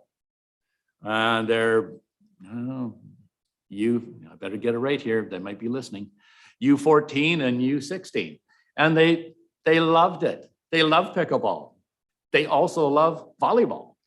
The thing is that we have in our sports, and they're down there for that as well. But the thing is that the young groups love pickleball, but they haven't been introduced to it because to them, it's a totally new sport. It's not included in their gym packages, or there's a new name for it, but anyways, it's gym classes. If they had dedicated nets down at the park, it would enable lessons to take place for students, for kids, for younger people. The pickleball associations themselves have indicated that they'd be more than happy to help encourage more younger people into it. The thing is that they are very willing to show them because it's just a great sport and anybody can play it. And that's the best part about it. So the thing is that it would encourage younger people if we had it down there. I can guarantee you that right now. There was a question anyways as to the cost of the courts, and that's what we're going here. And my motion would have read, to put a $500,000 cap on it. That would have included the 295 that we already approved. That's already been carried forward to the budget for the last 2 terms. I would have said, yes, you're right, Mayor Main. The price is probably going to be around 500,000 total. And I get that. And it was also, I'll have to remind you that when we were talking pickleball courts at the October 8th meeting, when I said I'm sure we can find the money, you commented, you don't disagree with myself.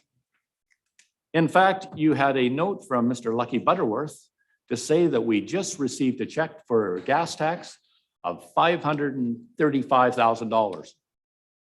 And I said, that's great. Yeah, so we could use probably a portion of that. And it was like, yeah, that's what we're going to do. Then all of a sudden, poof, is that conversation gone?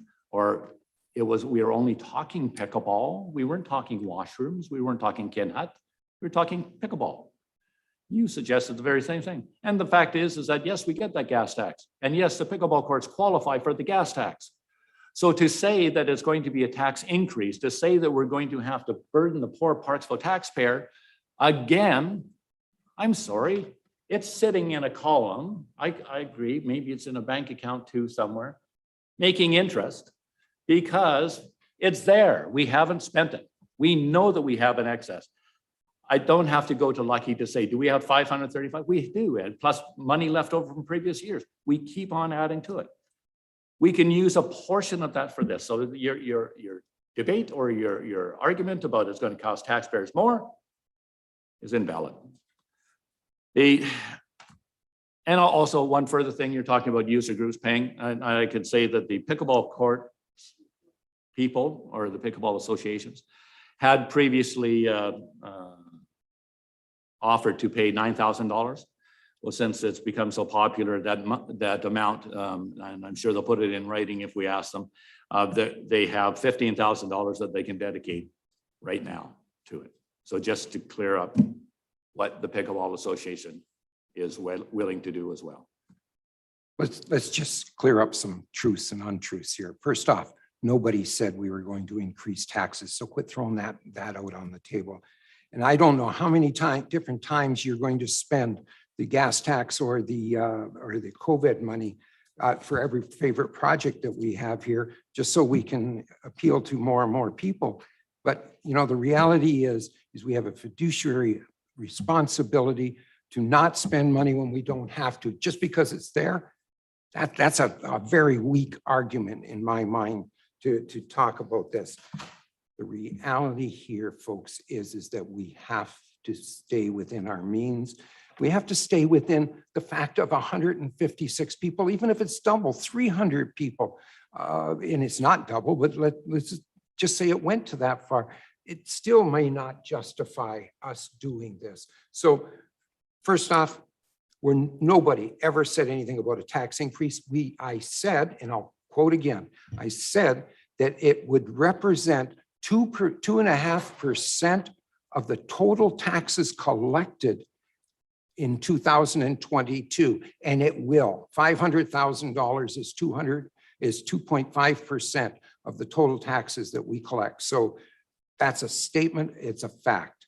You know, we have the $295,000 in the budget right now. Technically, it's not, but it's there and it's available for us. So we don't have to go out and ask for more money for that.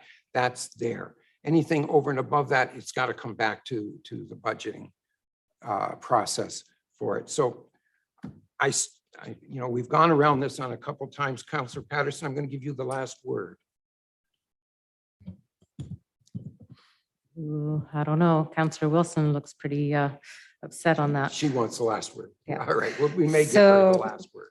I just want to draw attention to page 34 of 54 of our agenda. Adam. Okay, sorry. On October 5th, 2020, where we passed the following motions. And number 3, that council increase the budget for the pickleball courts to $490,400 from $305,400. So that passed. Page 34 of 54. That was for the grant application only. Yes. Let's, So if I could have clarification, I Sure. think our CEO is saying that that was only for the grant, and because we didn't get the grant, then we're back to the 295. So, okay, so that's where we are. So where we are today and where I mentioned earlier is that we have a lot of varying opinions and thought processes and everything going on the table today. And Councillor Fraz isn't in attendance, and I know that he wants to make another comment. And you've already agreed on one, that we separate out the kin huts from your motion. But I do feel Councillor O'Brien probably has some valid points and everything too. So how you would put a motion forward now and then accept another motion with varying degrees of difference is difficult for me to accept. That's why I prefer the notice of motion aspect to our discussions.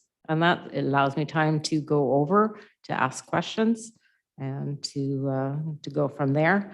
So I am not entirely comfortable coming to a vote at this point in time. So I'm going to ask the mayor and through to our CEO where we can go from here, because I do not want to put forward a vote today. well, that's fine. You have that option to be able to do that should you wish. However, a motion can be made from a report. Doesn't require a notice of motion. That's what we did in this particular case, okay? If it's just something that Ed Main decided to do, then that has to go through the notice of motion process that we would normally speak to. So this one is, we never took Councillor O'Brien's motion on the floor. He is speaking to what he would like in the motion or in his debate with me about what mine is. So I understand that part of it, but there's only one motion on the floor, and the motion on the floor is part A of what I had said earlier. So based on that, I'm going to give Councillor Fraz an opportunity to speak one more time. And then Councillor Wilson, you. you've had two already. He's had one. Thank you. I had a couple of comments I was going to make, but I think they were already covered there through Councillor Brine. But I do want clarity on the motion that is being debated right now on the floor. And then as well, I just want to make a comment that in regards to the age groups for doing pickleball, I do think pickleball is a more of a family-friendly sport than tennis. I think it has a lower barrier to entry as far as younger ages being able to participate into it. I can see people like 10 years old playing pickleball, whereas I'd have trouble seeing them play tennis to the same degree, especially with mixed age groups. That if I were to take my nephew, for example, I think it'd be playing pickleball with him, but not tennis. So as far as being family friendly for the community, it's why I like that option 3, putting the mixed courts down into the community park. So that's one I'd like to see costed, seeing if that's what we can move forward with. Did we lose him up in the far dark north? Okay. All right. Councillor Wilson, please. Thank you, Your Worship. So when this all began, we were talking about your motion, which was very limited. And then along came the discussion about all the options. So when I spoke, I wasn't thinking we were going to talk about those options, and I've been waiting and listening to everyone. And I've never been against pickleball being in the appropriate place. But now that all these options are on the table, I don't have them in front of me. And I like to study things. I like to understand them. I like to know what I'm voting on. And I can't say that option 3 or 4 is better than any other option, because I honestly don't remember. We went through them. So I don't think we can fairly make any decision about that. I think that the motion you have on the floor is strictly to resurface. And if we're going to look at, as Councillor Chandler said, we're going to look at dedicated courts, I think we really need to sit down and have another wholesome discussion about, once we've got all of the options on the table, say, okay, let's really figure this out. Let's figure out how much it's going to cost, what's reasonable for everybody, given the options that our Director of Operations gave us. And the other question, if I could, through you to our Director of Operations, ask is, when you're resurfacing the courts, any courts, you're going to put the lines on. That's all part of it, I would think. Yes, the configuration of those lines or how much paint we're using or those sorts of things, those are all varying costs, as well as there's varying rules around the spacing and those sorts of things that we have to consider.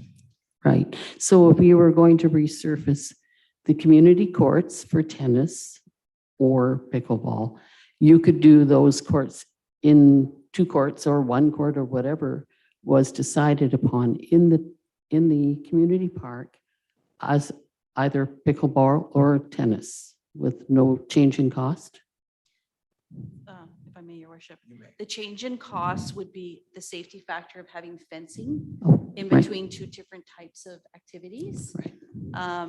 And also, if we were to put permanent nets for pickleball, we would have to purchase, and we would have to have those foundationally added into it. Right now, we have tennis, and we have all of that equipment already in there. So you would be taking out that equipment, resurfacing, putting it back. It would be slightly different for the other.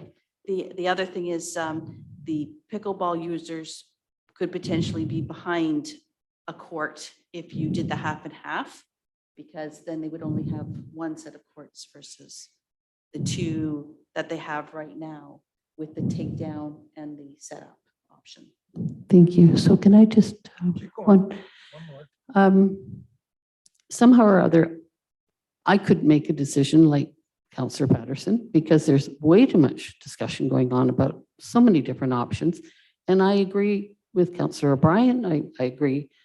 I mean, there's no wrong or right to this, really. It's just a matter of making the right decision. We need to sit down and look at all of the options fairly and then decide which options might work the best for everybody, get a costing on it. And I don't think we can make a decision on that right now. At least I can't make a proper decision on it.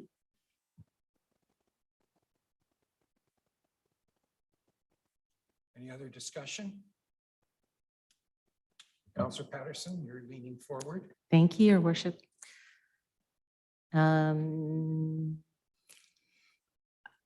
Based on some of the discussion around the table and everything, I'm wondering if we can defer this motion to our next council meeting. You want to go to the next council meeting? What, I'm just trying to figure out what we accomplished by it, but I'm not debating you on it. I'm just trying to figure out what we can come up with Okay. between now and 2 weeks. Well, I'm quite okay with calling a vote on the kin hut and everything. And honestly, I'd be okay with your motion of the 295,000 retaining surface and everything. But does that mean, and I don't have enough information, does that mean that would be option 3 of splitting the courts in half and tennis on the one and the 4 pickleball courts on the other? Is that part of the resurfacing? So that's why I said we. Okay, let's address that, because Councillor O'Brien threw that in as a red herring. Nobody ever, at least I certainly didn't. I've got every word that I said here. Nobody said that I was recommending that we split the courts in half, and half of them are used and half of them aren't. My suggestion is that all the courts would be, all the tennis courts would be convertible to pickleball courts, and that there would be no split half and half. It would be just as it is today, except they would have a new court surfacing is what I'm proposing. Not to play tennis on this side and pickleball on that side. That's not at all what I suggested. I suggested it is what it is today, and it stays that way. The only difference will be we put in new surfaces so that it's safer for all people, whether they're playing tennis or pickleball. That's really what it comes to, and resurfacing the lacrosse box. So there is no such thing in my mind at this point in time. Now, the director brought that as an option, and it is true, it is an option, but so were the 3 courts in Springwood. So there was 6 different options. And if we think that in 2 weeks from now that we can get a decision on 6 options, I'm not sure that we can. In fact, I'm pretty sure we can't. So if you want to, you can put it out there. You need a seconder, and you will probably get a seconder, and we'll go from there. If I may, Your Worship, at the risk of maybe putting myself into some conversations I don't want to have, I think maybe just to give some background as to why we presented it the way we did, we had some direction from council to urgently get back before you with some options for pickleball. And so the existing approval or the existing amount in the budget, which council agreed to, is the quickest and easiest way to get something happening in 2022. So that was why staff presented that option, basically to reinstate what was previously approved before the grant changed that direction. When we thought we had access to additional funds, it was estimated it was about 490,000, just shy of 500,000, to basically decommission the tennis courts and reinstate that, resurface it as dedicated pickleball courts. And that was 8, I believe. We also then added about $100,000 to resurface the lacrosse box for the multi-sport, sort of same configuration as it is. We won't be able to get any more definite costs for quite some time. So if council, I guess you have to weigh your decision on, do you want something to happen immediately, but like within the next year, because then we can do the status quo, which is resurfacing, but with still the multi-sport use, or maybe a hybrid of what was discussed during council, is that there be a limit so that council could decide to allocate 500,000, which then gives staff an amount to work with to go and look at a configuration similar to perhaps what was brought forward, where it's like a half and half or something like that. But then we at least have the ability to try and move something forward in 2022. If we're looking at the other options, we need to go out and get an RFP to determine what that cost would be. And it definitely delays it to a 2023 timeframe. And so from a council perspective, I think, we also, the reason why it's in the PowerPoint presentation is that, again, given the urgency that we believed council wanted, we were working on this morning to try and get it to you. It usually takes us a lot longer to turn things around. And so there may be some merit, I suppose, to council looking at back to what we believed we could achieve with the grant.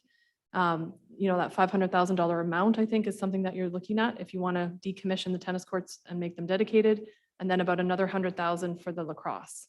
Beyond that, we can certainly obviously defer this until the next council meeting, but we won't really have a lot more information for council on costs. But that doesn't preclude, getting direction to look into the other Springwood options or something in a 2023 timeframe. So just to, hopefully that helps kind of provide where we're coming from. Makes And it cloudy. We have a follow-up, Doug, and then I'll bring it back to you. Thank you very much for that. So to the mayor and his seconder for the motion, from what I understand, it's to 295,000 to remain as is and resurface the existing site at the community center. Yes. What I would prefer, and whether you take it as a friendly emotion or not, is where our CAO has said to bring it up to the $500,000, decommission the tennis court, and still have mixed use with the lacrosse and pickleball courts. I understand your point. Because that's a fairly huge variance from the existing motion, if that were the case, we would call the question, it would be defeated, then we could bring back a motion to say that, if that's the way we as a council decided to go. Okay, so I take it from that. Councillor O'Brien. Thank you, Your Worship, and through to Councillor Patterson. With Your Worship's blessing, if you would withdraw your motion, you have that opportunity to withdraw your motion completely and then reframe it. And that way there's no vote taken. And that way you can maybe allow Councillor Patterson to do her latest one. I want to hear that again in its entirety. And maybe that would be closer to achieving breaking an impasse. And with having more information. The only other thing I can comment on is that the local pickleball clubs, both of them have met previously, right from the very start. They have spent a considerable amount of time as well working with our park staff. I know they've had numerous on-site meetings with Mr. Martin and so forth prior to Mrs. Woods coming on board. And so they had many discussions. And some of their costing formulas are already in place because Mr. Martin had, when they proposed the Springwood site for pickleball, they had achieved costing on that basis. So they already have, from a staff timing perspective, they already have that in the works from Springwood. And all that they were doing is taking those costings over. So it wouldn't take a whole bunch of staff time to come up with that because that's already there. Mr. Guy Martin has to have that in his file. I know he's retired, but regardless. So that is already there. That information is there. So we don't have to have a lot of staff time on it. So the thing is that, and the only other question I have as well for doing a split court presentation as Mrs. Woods has presented, not only is the problem about another costing for the fence down the middle of it, but I believe there's going to be costing changing, as I understand it from the initial report from Mr. Martin, is that the subsurface is unstable. And so all of the subsurface would have to be removed and then replaced with a new subsurface before the surfacing of the asphalt on top of it. With that in mind, that means that our existing tennis post foundations would have to be removed regardless to put in a proper surface. And I'm not sure whether pickleball requires special subsurface as well as footings, so forth, to stabilize the nets itself, because they're going to be permanent nets. Perhaps they do, but I'm just saying that would have to be built into it as well, because the thing is that I don't think, my comment is I don't think we could reuse the tennis post affixes because they're not there. So that, I think we have a way to move forward here, and but it's up to Your Worship to ask if you want to withdraw. Councillor Greer. Thank you, Your Worship. I think we're going around in circles here, and I think we have the money. It comes down to money, as far as I'm concerned. We've approved the money to do the resurfacing and so on and get on with that. Why don't we get on with that portion of it? Maybe at another year or another council might come up with more funds to do something different. But why don't we get done what we've said we're going to get done right now, because we have the funds for it. We're talking about things that we haven't got the money for or put aside. So why don't we just go with what we've approved? Why don't we go with what we've approved and get that portion done? And then maybe next year come back and see us. Maybe we'll decide on something else. Maybe we'll get grant money for something different. But why don't we get done what we said we're going to do to start with? Okay.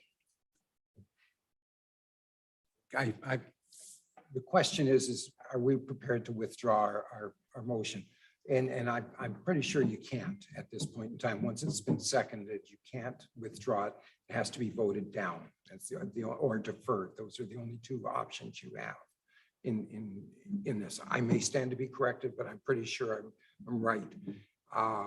But you know, if council, I mean, we're a team here, so if council wants to have more time to look at this for whatever reason, and I'm not sure why, because we're not going to be any different 2 weeks than we are now.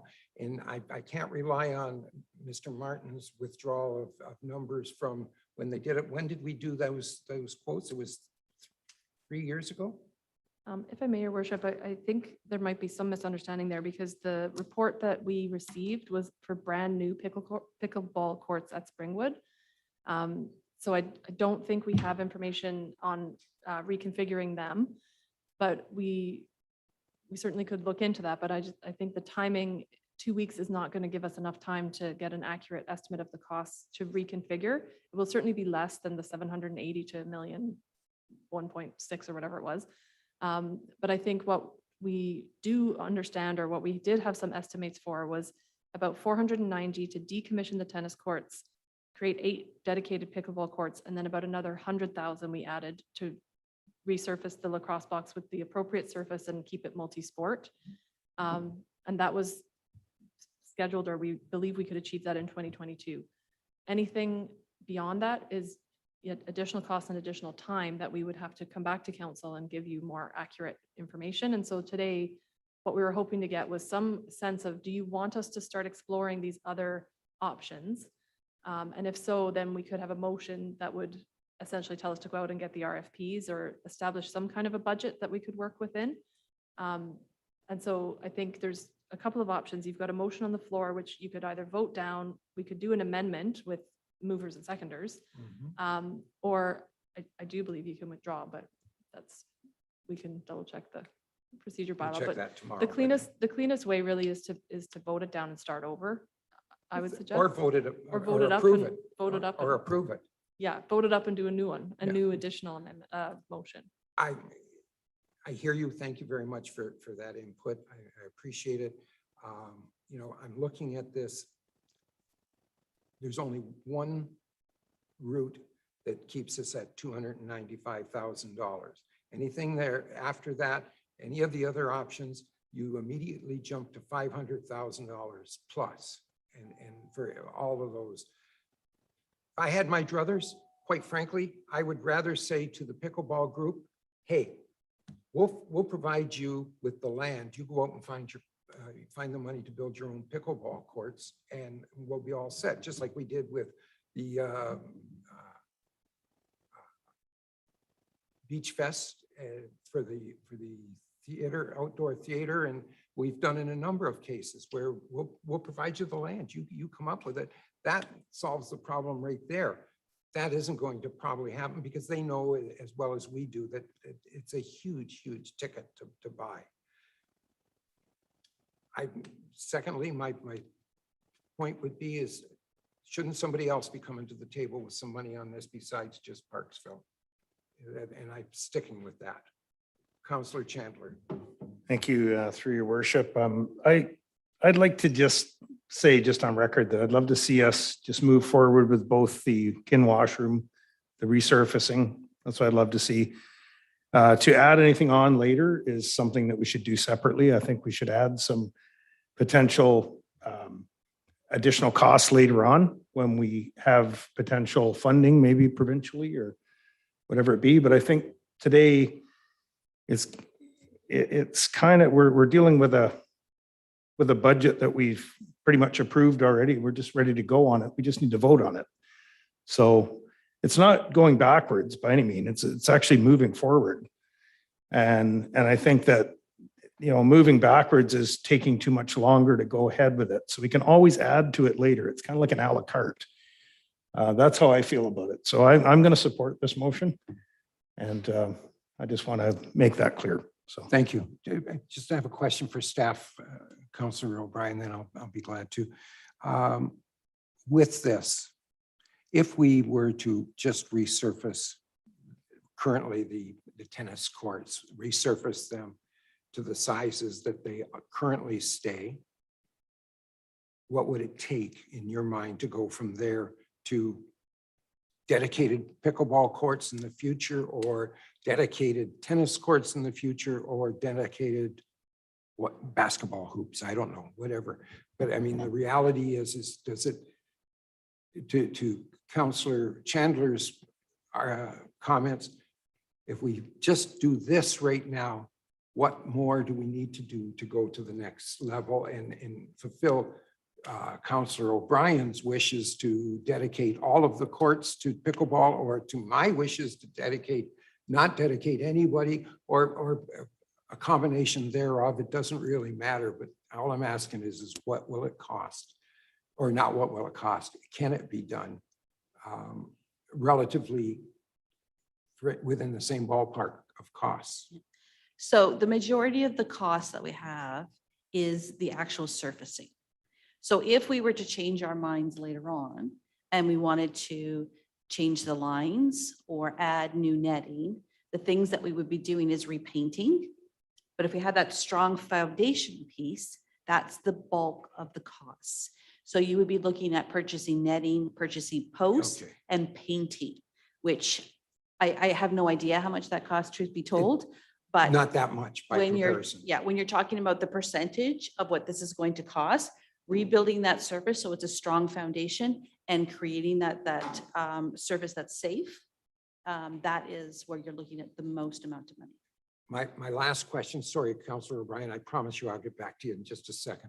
My last question is, can we put post holes in, safe post holes, so I would assume screw-in type posts of some sort for both tennis and pickleball so that it's always there rather than, does that make sense? I'm not sure that I'm, Okay, I just wanted to clarify. So can we have the post holes for two different kinds so that the posts can go in? yes, you just walk in and you just screw the Yeah, post. so I mean, currently what they're doing right now is they're setting up and taking down Yes. the nets, which is the safer way to do it. For us to have post holes, then it'd be who's going to put the posts back in and up and down and who's taking away the nets and And not. that's a valid argument. Yeah, and a Okay. part of the tennis nets being there right now, they act as a buffer between the two sets. So when we Okay. talk about not having fencing, that does help with some balls traveling stray and Okay. that.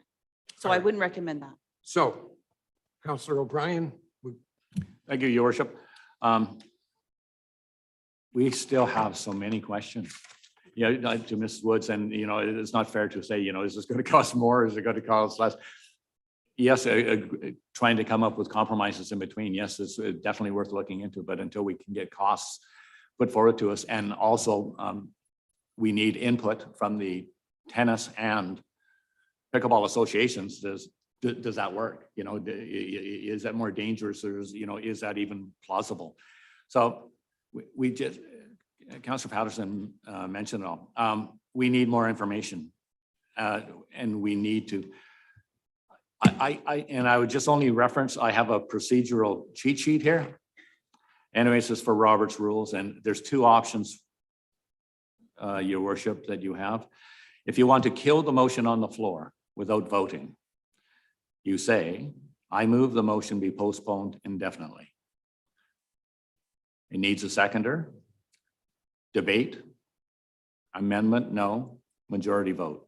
Or you can say, if you wish to request to withdraw or modify your motion, Mr. Chair, I wish to withdraw or modify my motion. Yes, and that's all you need to do. And you do not need a seconder on that one. You can carry on. But it is voted on. all right, thank you. So we call the question about resurfacing the way we originally planned for both the lacrosse courts and, the lacrosse box rather, and the tennis courts. That is what's on the table right now. That's the motion that we're going to vote on, just so everybody's clear. And if it goes forward, then in the future, we can look at it to change that around. So I'll call the question. All those in favor of the motion? Councilor Fraz, I can't tell if you're for, against, or otherwise. So all those opposed? I can't, oh, okay.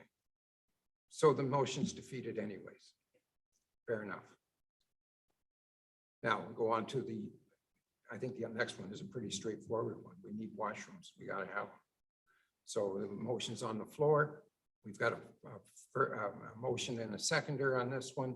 So a mover and a seconder. So is there any discussion that we want to go on with on this? All those in favor? Sorry. The motion is for Reread the motion, please. the 400 and $99,000 for the bathrooms.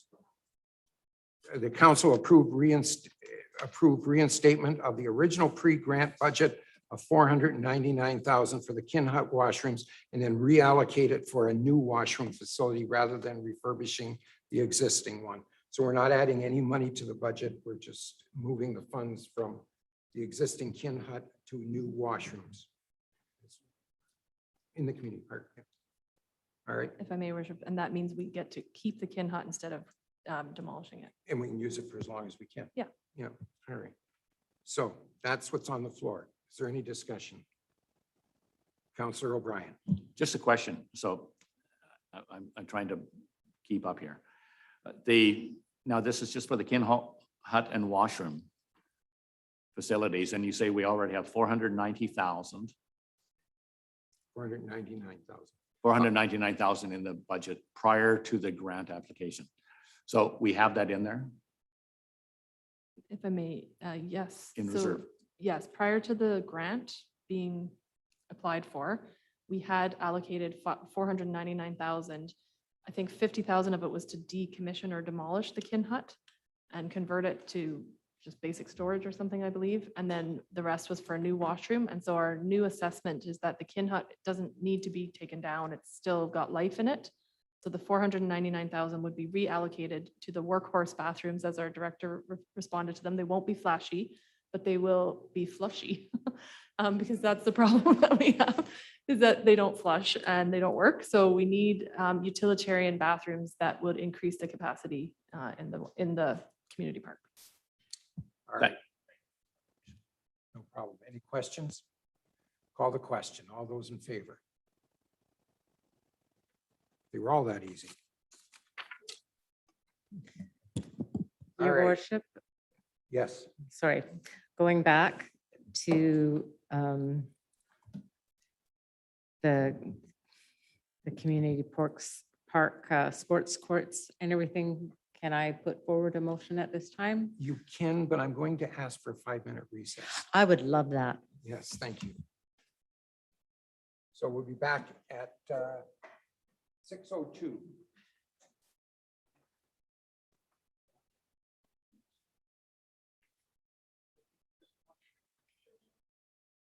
Yeah, there's already 3.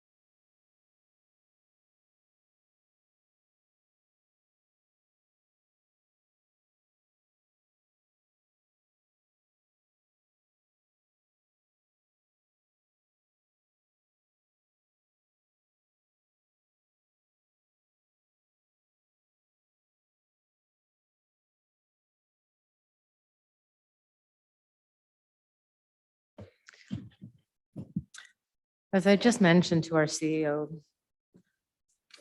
I really hate putting forward a motion that requires more staff time and more work. But at this point in time, I believe that what is required financially and in good faith, because we don't know what's underneath those fields, if we're going to be doing the work and such, I don't want to put a Band-Aid. If I may interrupt through your chair, we do know what's underneath the fields. They've already done a core sampling of those fields in the community park. The core sampling is already done. Thank you for that, Councillor O'Brien. So ultimately, what I would like and is the motion to have that staff look at an RFP for the resurfacing of the pickleball courts in option 3. Can you bring that back up? Option, because I do believe multi-use is important to the community, and not putting someone where they have been playing to another location and at a higher cost, et cetera. So what I'm hoping for is that we can put in the budget a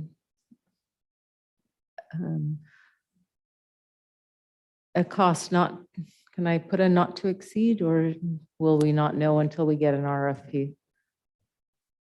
If I can direct that to the CEO. If I may, Your Worship, sometimes just doing the RFP helps establish what would go in the budget. And then we would come back to council with the results of that RFP.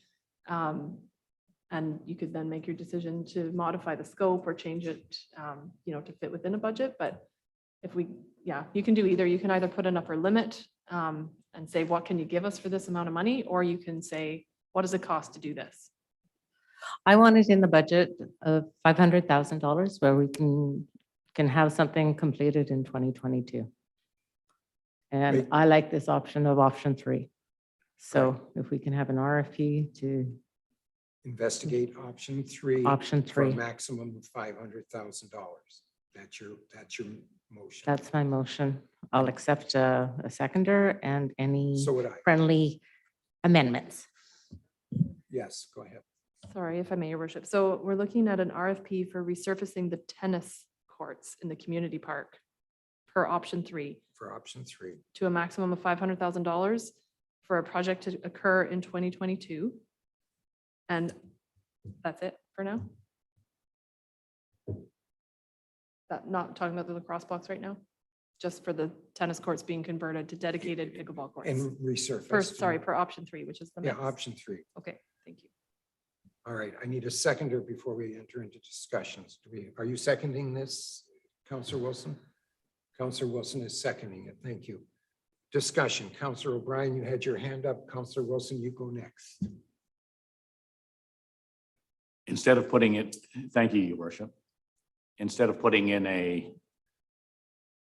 RFP for one of the options, I think the preferred choice right now, I would suggest, is to defer this decision for now until we have a report from Mrs. Woods to price out the options, all options, instead of actually going down the road of saying, I like option 3, you like option 4, and I like option 7.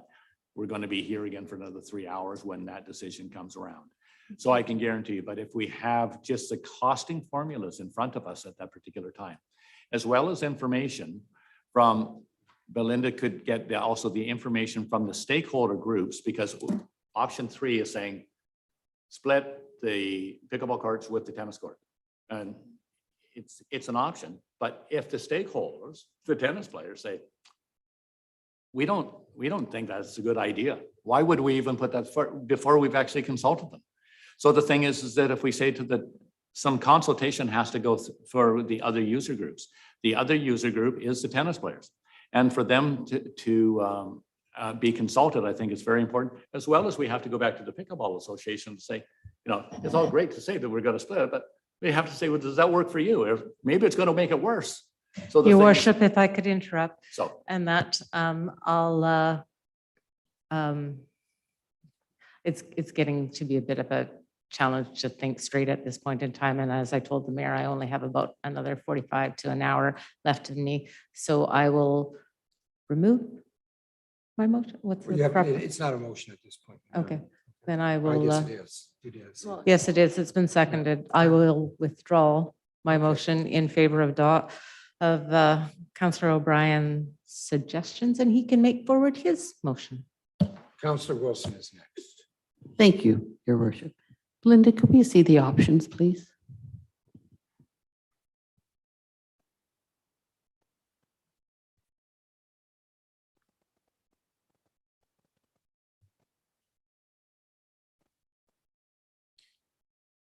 So option one is to complete the remediation, to make safe play with the existing lines and the existing usages that we have. I'd like to just make a quick clarification. These are just some options I came up with. There could be a lot more options than these, as well as a lot more different pieces of these. So in our operations opinion, we should make sure we are making safe play. Option two is to remediate, but have it only pickleball. Option three is to do a half and half. Option four is to look at not having them at the community park. Repurposing some of the tennis courts at Springwood. Whether that be for, Amanda. Whether that be for takedown and setup or whether that would be permanent, that's a different situation. The lacrosse box, can't forget about that one. So in option number 5 is to try and increase the number of play fields in there. And I don't know the answer to that one yet at all because we have to look at the governing standards as well as whether or not having lines increases and goalie protected areas is a contradictory usage.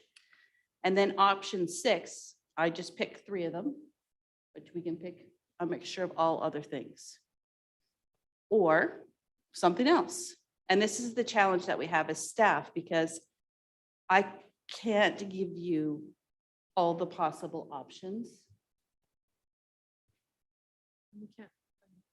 Councillor, Just to clarify too, we can't provide the accurate costs without having some direction from council as to I what you want understand. us to look into, and then we would have to get some expert advice on making those costs work.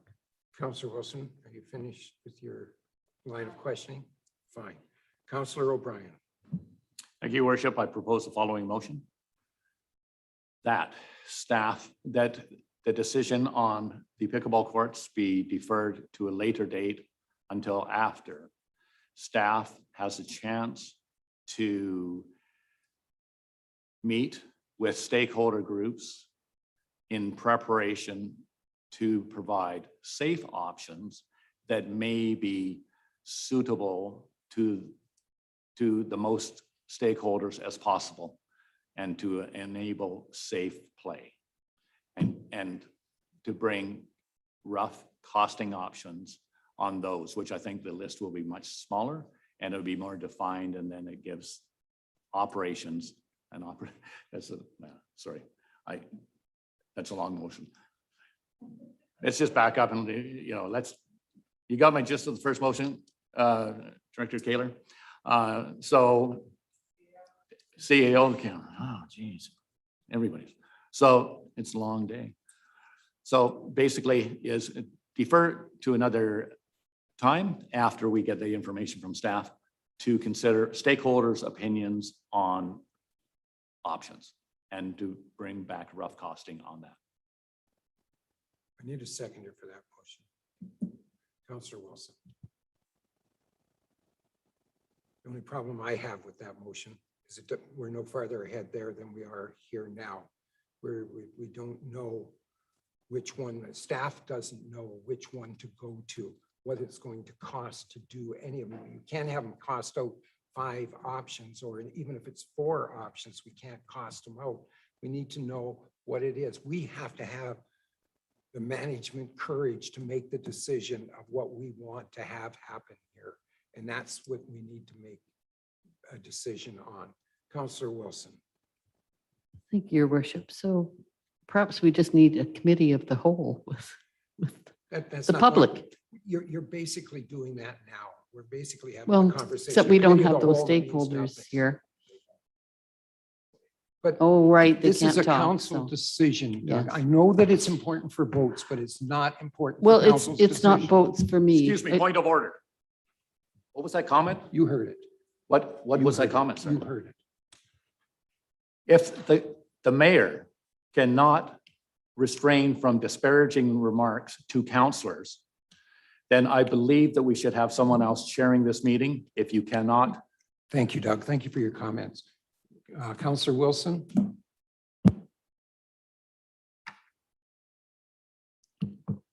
All right, any discussion? Councillor Chandler? Through the mayor, just real quick, I think we're kind of going backwards here. Like I said, it would be nice to have seen us just moving forward with the resurfacing, and we could add these pieces on as we've gone. Like it's gonna, like when we look at this now, we're probably not looking till the spring to get the resurfacing done. We have plenty of time to get these other pieces sorted out. So it's disappointing. I'm disappointed in the process here, and I'm kind of disappointed in the overall infighting that's going on. It's not like our council to do this. And I don't mean that we don't disagree. It's just that this seems to be a very long process to get this one simple process gone. And that's to resurface these 2 locations. What we're saying earlier is 495,000 just to resurface the tennis courts. But before we had 295 to resurface both. So I'm super confused as to what, what we're really trying to accomplish here. We want both of these places resurfaced so people can play safely on them. Then we can add on the pieces. That's all I have to say. Thank you. Councillor Chandler, just so I can give you the clarification on that. The 495 is not a relevant number. It was 495 was put there when we were going for the grant. The actual number to resurface only the courts and the pickleball or in the lacrosse box is 295,000, just so you know, okay? Councillor Frass. Thank you. I just wanted to make a comment there too, is when we talk about stakeholders in this, in my mind, these are community courts. They are not just for user groups to have dedicated leagues play on. These are for everybody in the community. And if pickleball groups are using them, that's fine, but it's not just for them.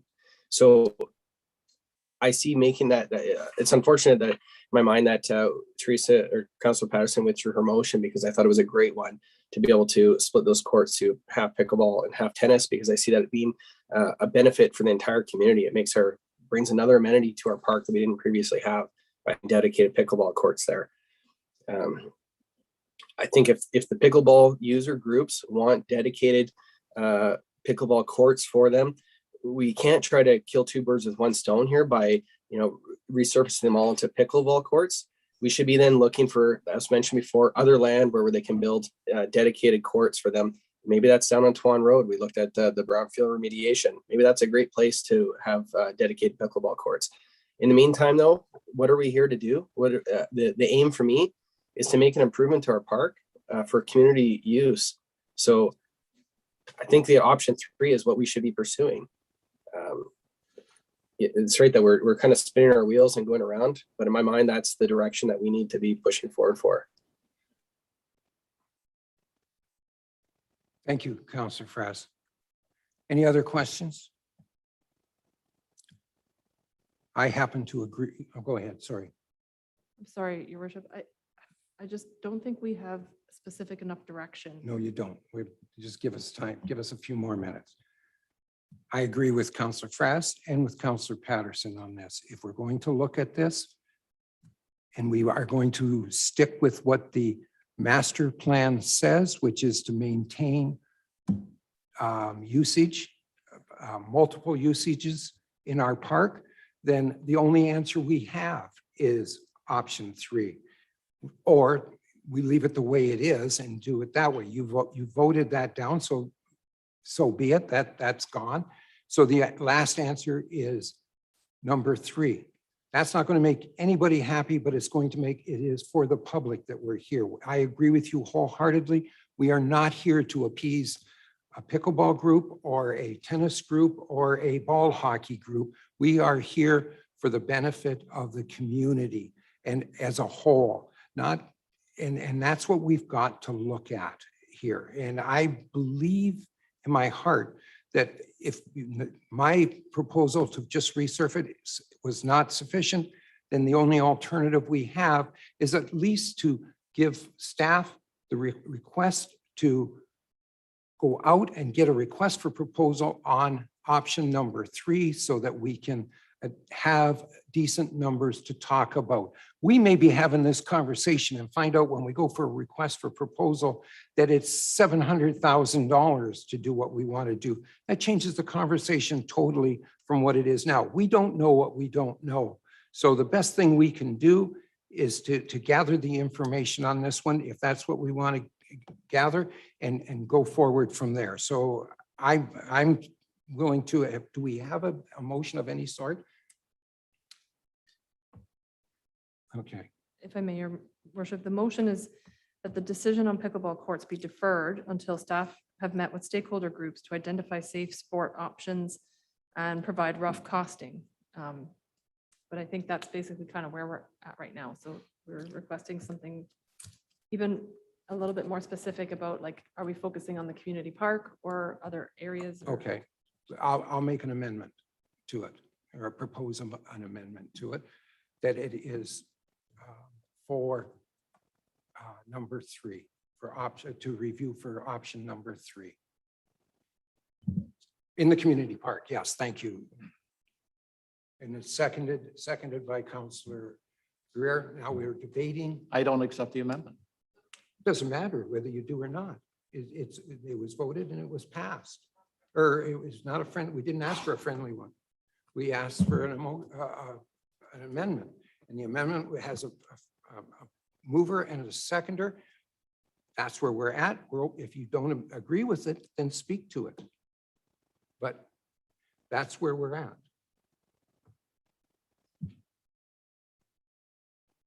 May I? Yes, please.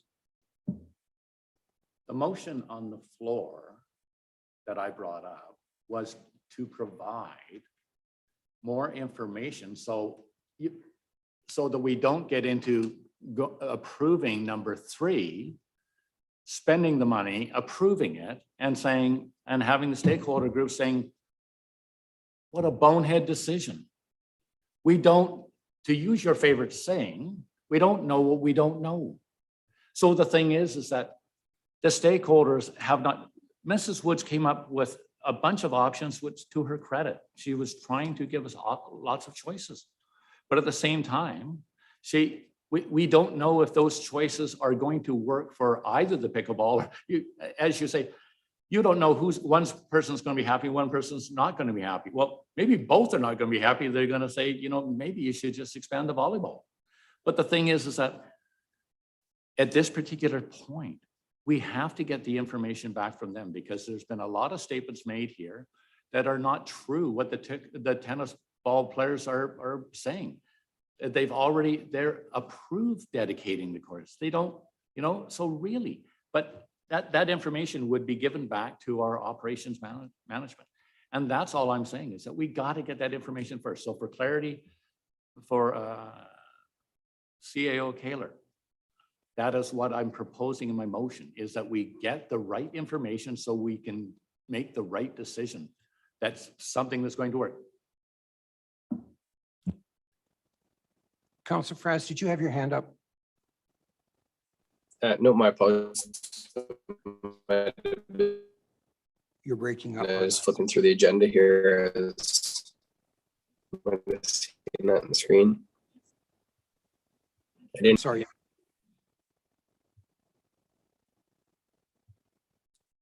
We're losing you. Try again for what you just said. No, my apologies. I did not have my hand up. No. Okay, fair enough. All right, so we have an amendment on the floor right now, a motion for an amendment on the floor that says that we're going to gather the information for all intents and purposes, number 3. Quite frankly, I care, but I don't want to take into consideration. The stakeholder groups are not making this decision. This council is making this decision for the people of the city of Parksville, not for 156 people, not for 300 people, not for 500 people. We're making it for 13,500 people. We're spending our money in the best way we can. And at this point in time, if that's the way we're going to go, then I need to have decent amount of information without sending staff out and investigate 5 different proposals or 4 different proposals and come back with it, and we'll still not be any further ahead then than we are now. We have to make the decision. And I think that that's where we're at right now. We need to make that decision. So having said that, if there's no further conversation, I'm going to call the question on the amendment. All those in favor of the amendment?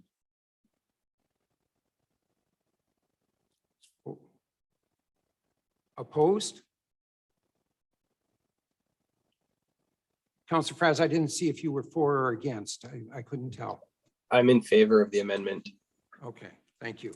So the amendment carries. So now we have an amendment. Let me just recite the amendment, amended motion, please.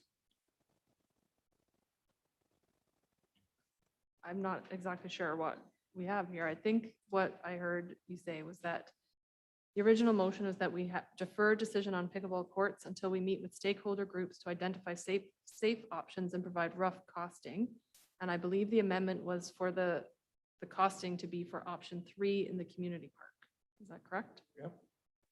That's where we're at then. Councillor Patterson? Thank you, Worship. I just want to draw attention to page 37 of the financial implication, that a budget increase of $191,000 is required to reinstate the pre-grant budget amounts funded by the taxpayer.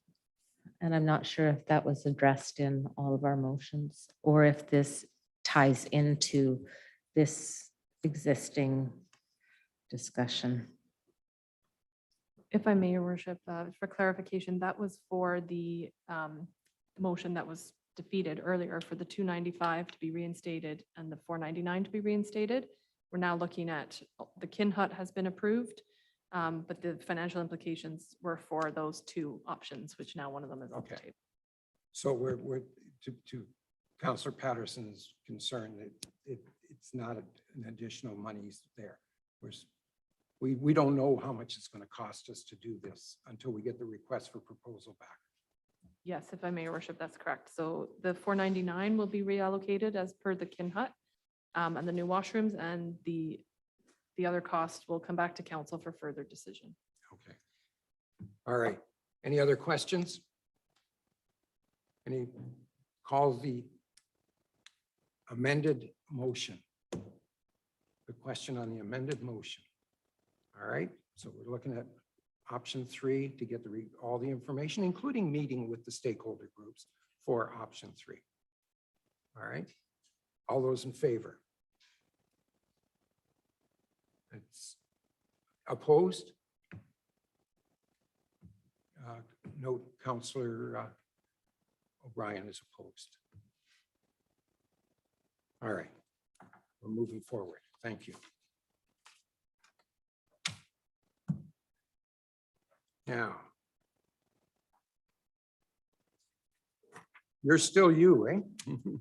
Please.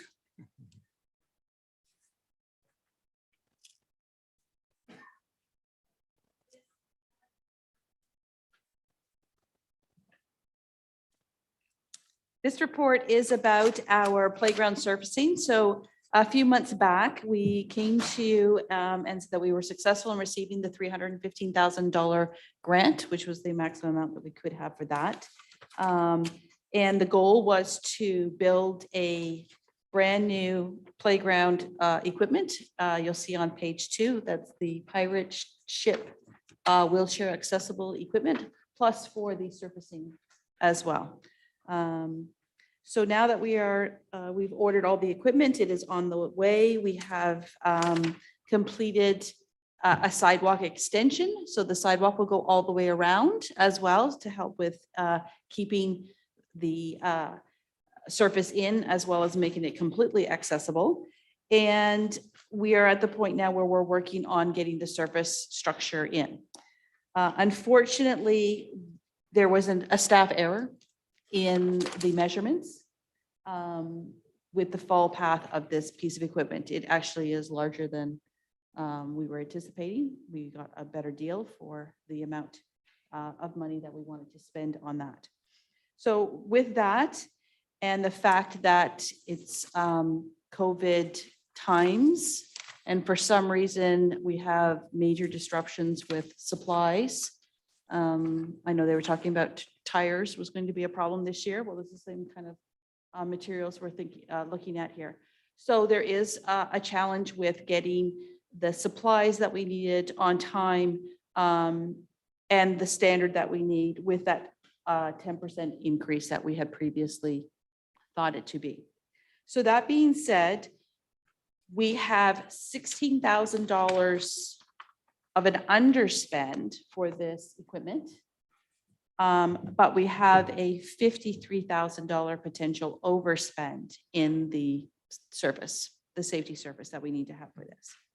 Now, we have 2 options that we would like you to consider.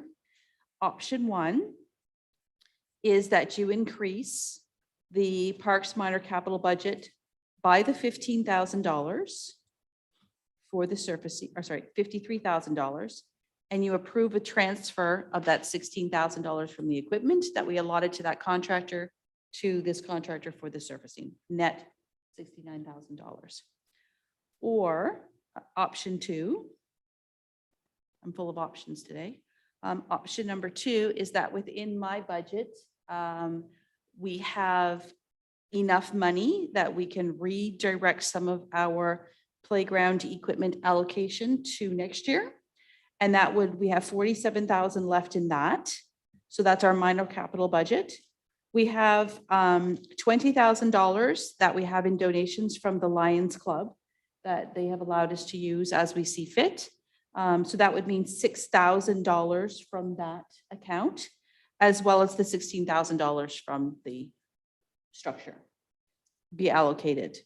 And then increasing the contract amount to Marathon in the amount of the $69,000 total. Or provide us with another direction. We're good at that.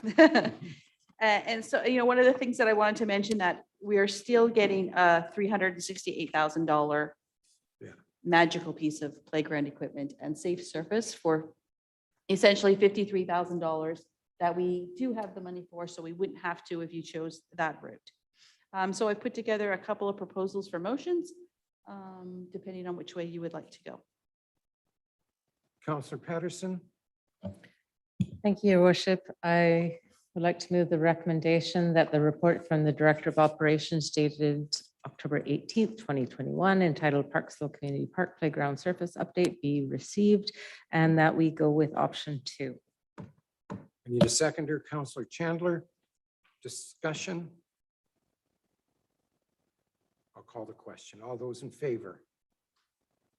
Opposed? It's carried. Thank you. Keep going. You got the floor still. Our manager of operations is Oh. going to do the next one for us. All right.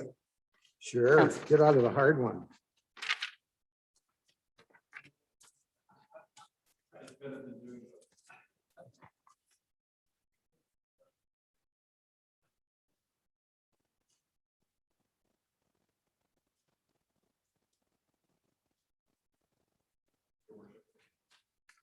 Thank you.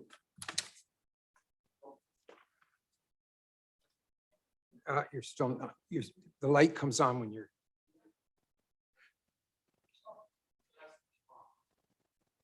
There you go. There you go. You're on. I'm new. Your worship, I'd just like to say thank you for the opportunity to make my first presentation. And you'll all be happy to know that it's short and rather self-explanatory.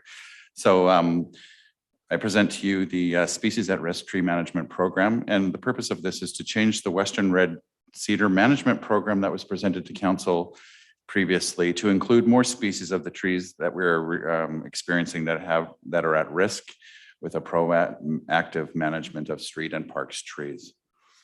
So over the past 20 years, the Pacific Northwest has seen a spiraling of a decline in the Western red cedar trees. And this is attributed to global warming and a longer, hotter, drier, drought-stricken summers. The city of Parksville has obviously not been immune to this situation and has seen losses of greater than 50% with the rest of Western red cedar in its existing canopy.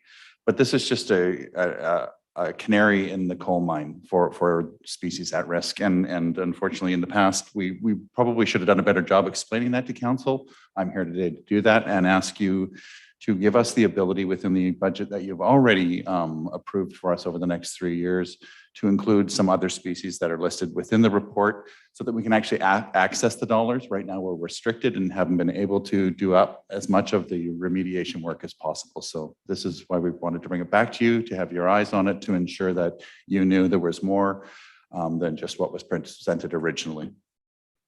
Fair enough. I need somebody to make those recommendations. Councillor Greer recommending the report be received, and also number 2. All right. Seconded by Councillor Chandler. Any questions? Councillor Wilson? Thank you, Your Worship. To Mr. Arden, thank you so much for your presentation, or your short presentation. I'm curious about the arbutus. That's an interesting species. Yes, I didn't, some of the species that are listed, there's subspecies of them that are more at risk. So it is a subspecies of the arbutus. I can provide more detail. There is a lot of detail on the species at risk, but it's in all climate change, we're seeing, the arbutus that we know is at risk as we are changing. Councillor O'Brien. Thank you, Your Worship, and thank you for your presentation too, and welcome to Parksville. Thank you. Also, just my question, just to make sure I understand scope. So basically, this is just really a housekeeping to change the name so it's not strictly for the red cedar, but the other. You're not asking for any more money. You're just asking for to be able to use existing funding for these additional species. Through Your Worship to Councillor O'Brien. Correct. Yeah. Thank you so much. Shall I call the question? All those in favor? Opposed? It's carried. Thank you very much. We're into bylaws. Final adoption, permissive taxation exemption bylaw 2021, number 1574. I need a mover and a seconder for the recommendation. Moved by Councillor Greer, seconded by Councillor Chandler. All those in favor? Opposed? It's carried. Thank you. Final adoption, permissive tax exemption bylaw 2021, 2022, 2031, number 1575. I need a mover and a seconder. Moved by Councillor Patterson, seconded by Councillor Chandler. Call the question. All those in favor? Carried. Notice of motion. Councillor Wilson, you're up.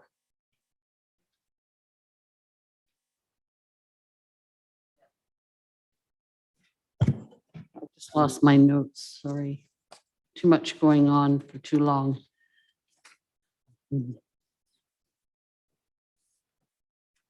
Thank you, Your Worship. So do I have to read that notice of motion out, or? No, just All tell right. us. Tell us So what you- basically, where is it? Per the discussion from May workshop, that council hold a workshop with the PDBA in the new year as part of the community of the whole, the citywide transportation plan, and the workshop included discussion on traffic, calming, circulation, pedestrian, cycling analysis, and other topics pertaining to the downtown core. Basically, I think when we, Hold on until we get a second. oh, sorry. Councillor Patterson is seconding. Now, please feel. Thank you.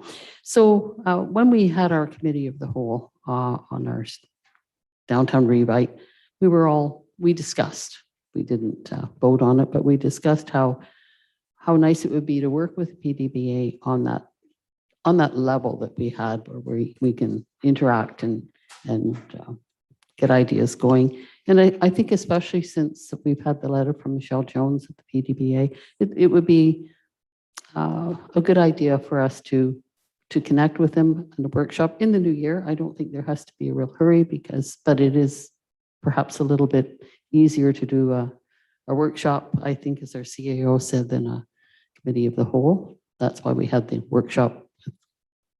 And then, yeah, that's basically it. I think it's just something that when we're doing our downtown, I think I was going to say that a workshop will assist us with renewing a vision direction for the downtown area and enable us to guide future development. We're getting a lot of it right now. And so I think it's important to collaborate with the BDBA. Thank you.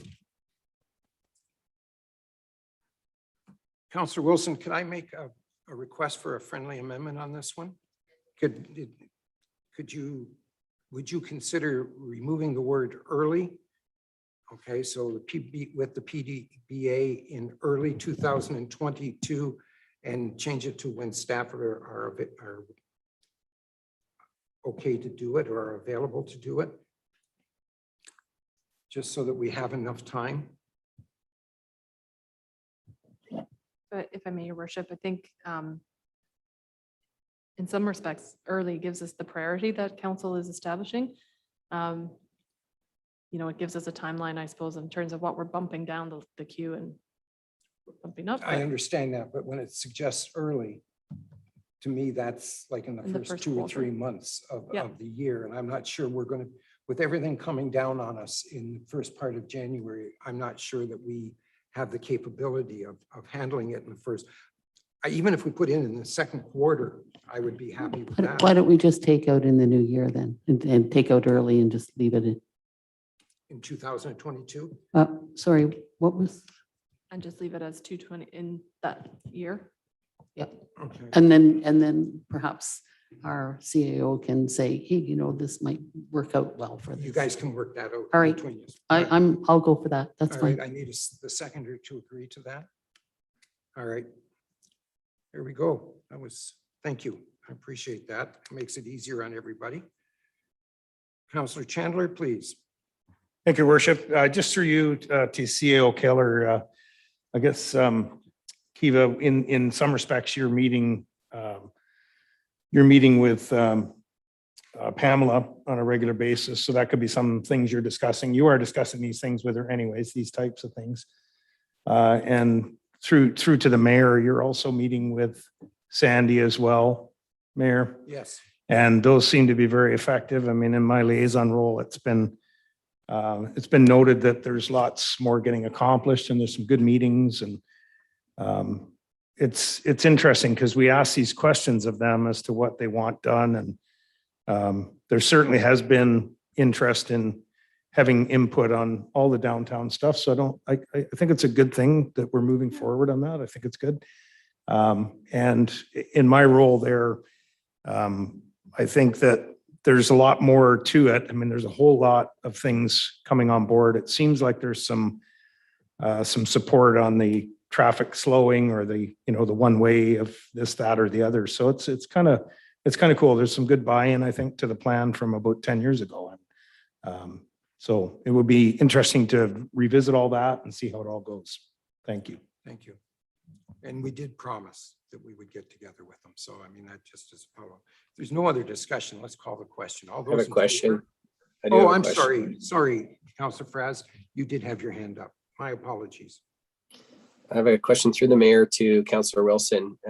Just in this here, when it describes holding a workshop, what is it exactly that's being asked out of a workshop versus just having a meeting together to discuss these items?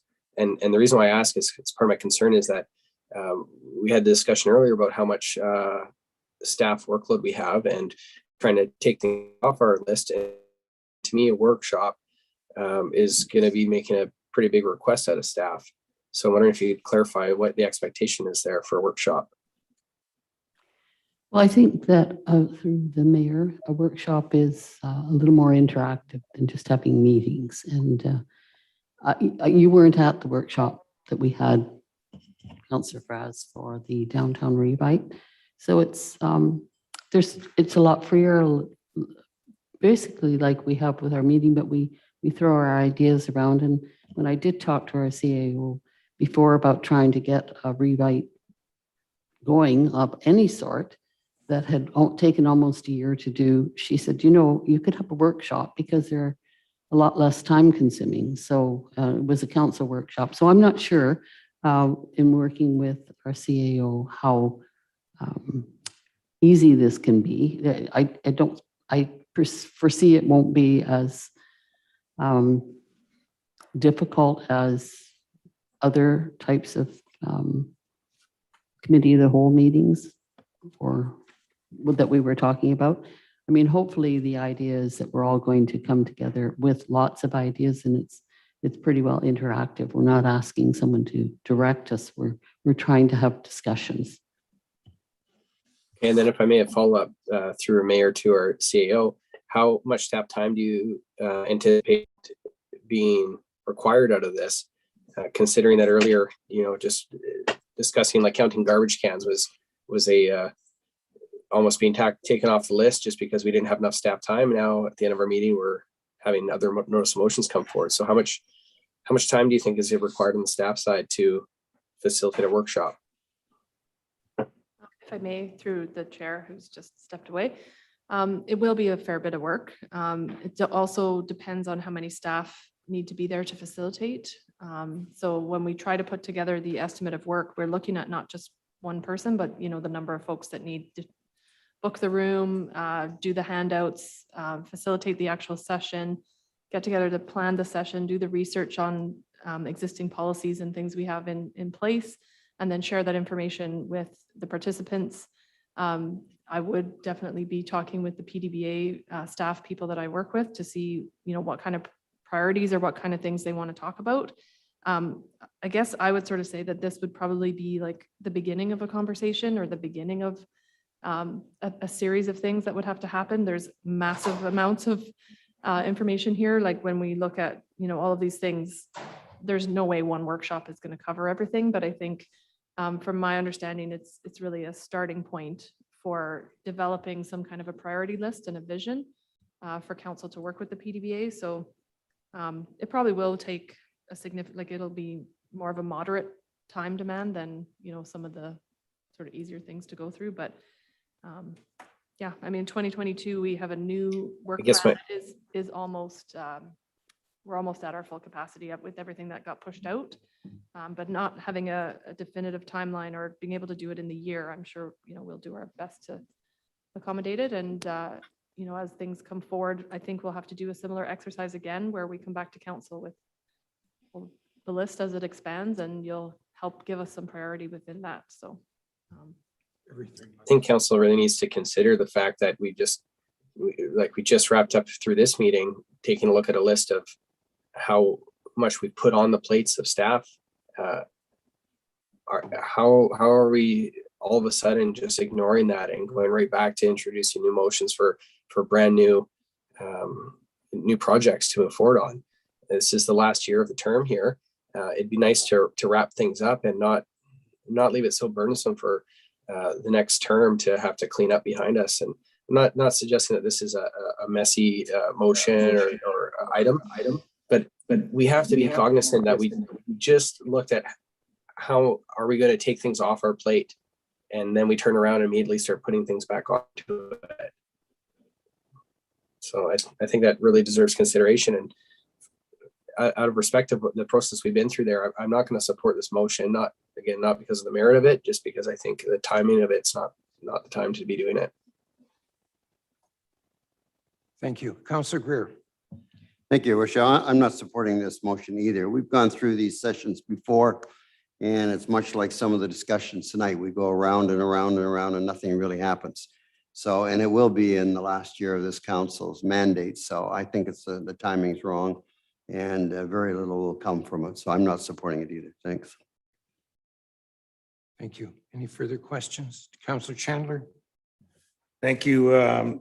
Through the mayor, just I would support it as long as it was more of a meeting format again, where we can potentially squeeze it in as another annual meeting and we can talk about things.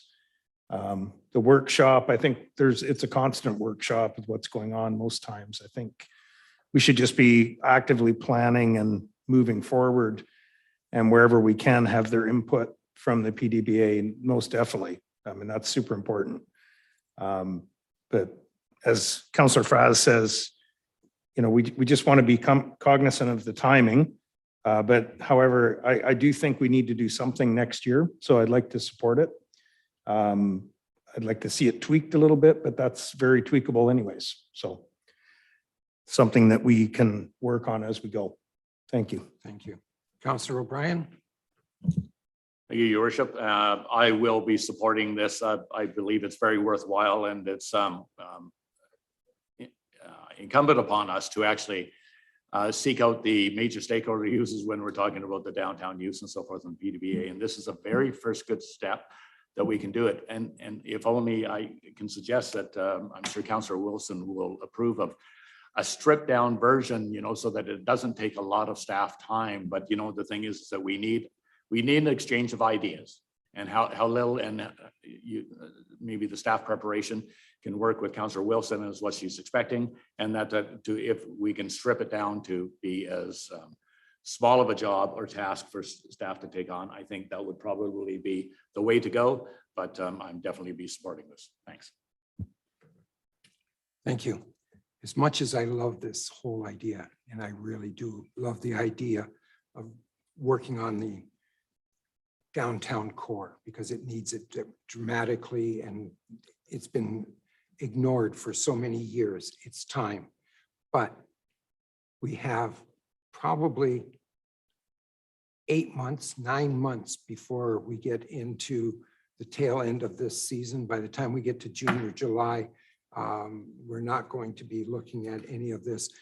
And I would hate to tie the incoming council down with decisions that they didn't have a part of. Some of us might have when we're here, but basically you have to assume that everybody's gone and it's in a whole new council. And so you have to look at, will we be tying their hands for our ideas? And that doesn't seem as fair as it should be for that. So I believe that it's important that this looks at. I like the idea of having another meeting like we've had, the annual meeting, the one we had the last time. I thought we accomplished a fair amount in at least communicating with them, but we didn't have to sit down and develop workshops and all the other things. And, this is something that Councillor Chandler, as the liaison, has to work out with them as to how that it's going to be put together. And, then we got to figure out how our staff can do it. It's bigger than we think it is, even if it's, if we try to chop it down. So I think we enter this with a great deal of consideration, and I would strongly suggest that we just have another, maybe a semi-annual meeting where we get together, have dinner, and have a conversation. I think that's the way to go. As important as this is, and I think it's great that you're looking at this, but it's just we're a year behind on it. If it was a year ago, I think we would have been in a far better position to bring this forward. So, Councillor Chandler. Thank you, Worship. Just another comment. I think we can still accomplish a lot no matter what we do. Just get together, meet, maybe a hybrid sort of a workshop meeting type scenario. I think it'll be good. Thank you. Okay. Councillor Wilson, last say. Thank you, Your Worship. What I was going to say is that we nixed a lot of the things on the list that the last council had on. And so they can as well if they come in and don't want to do certain things. But yeah, I agree that, how complicated the workshop is. I think it's a chance for us to open the door and start communicating about how we all see the downtown and development going forward. I don't think it needs to be, it can be as simple or as complicated as we want. I totally agree with that. So, but I do think it's important how the format, you know, it's, the format's fine with me. It can be dinner and conversation, but when we meet with them normally, it's an annual thing and they're giving us a report. I'm trying to make it more of a gathering so we can discuss ideas. Thank you. Any further conversation? Then I'm going to call the question. All those in favor of the recommendation? Are you in favor? Everybody's in favor? Just make sure we're all, yep, okay. It passed. Thank you. Councillor Fraz, I didn't see your hand move, so I'm assuming you're opposed. Yeah, you didn't ask for a pose, but yeah, I'm not supporting the motion. Okay, that's it. Pardon me? No, I voted in favor of it. Okay. So the only opposing is Councillor Frass at this point. All right, and Councillor Greer, did you? No, he voted in favor, did he not? Did you? We're pretty fast with the hand on that one. Okay. All right, new business, any new business? Councillor O'Brien? Sorry, I was Your Worship. hoping we were going to skim by that one, but. No, I was going to come through under notice of motion, and it could be one or the other. Go ahead. I have a motion here to propose. It could be as a notice of motion, or it could be discussed tonight with council approval, if All right. that is received. So let me get my notes here. I wish to propose, I move that we decline, sorry. Just, I thought, yeah. I'll start again. I move that we decline the $2 million daycare grant and that the city of Parksville retain control and management of the Parksville Community Center, to allow the city of Parksville to retain control of the entire Parksville Community Center facility, as well as manage the operations and function of the community center. Do I have a seconder for that? Go ahead. Councillor O'Brien, you get first say. This is a notice of motion though, isn't it? Oh, I'm sorry. Yes, you're right. My apologies. I apologize. All right, we need unanimous consent to bring this up. Let me tell you that between now and when is he coming in? Wednesday? The lawyers are coming in and we've done all the legal work. We've done it all. We've carried it to this point. If we wait and then decide that we're not going to do it come next council meeting, we've gone even further than we should. So I'm not, I'm okay with having this conversation right now and putting it to bed one way or another, but it's up to you. So I'd vote in favor of doing it. So that's discussing it. So I'll call the question. I'll turn it into notice of motion then. Oh, okay. Absolutely. Yeah. All right. Special business, just a reminder, our next council meeting will be held Monday, November the 1st at 3 p.m. Do I have a mover and a seconder to move to a closed meeting pursuant to 91C and E of the community charter? Councillor Greer, second by Councillor Chandler. All those in favor? Great, we're into, do we want 5 minutes? As long as I have a quorum.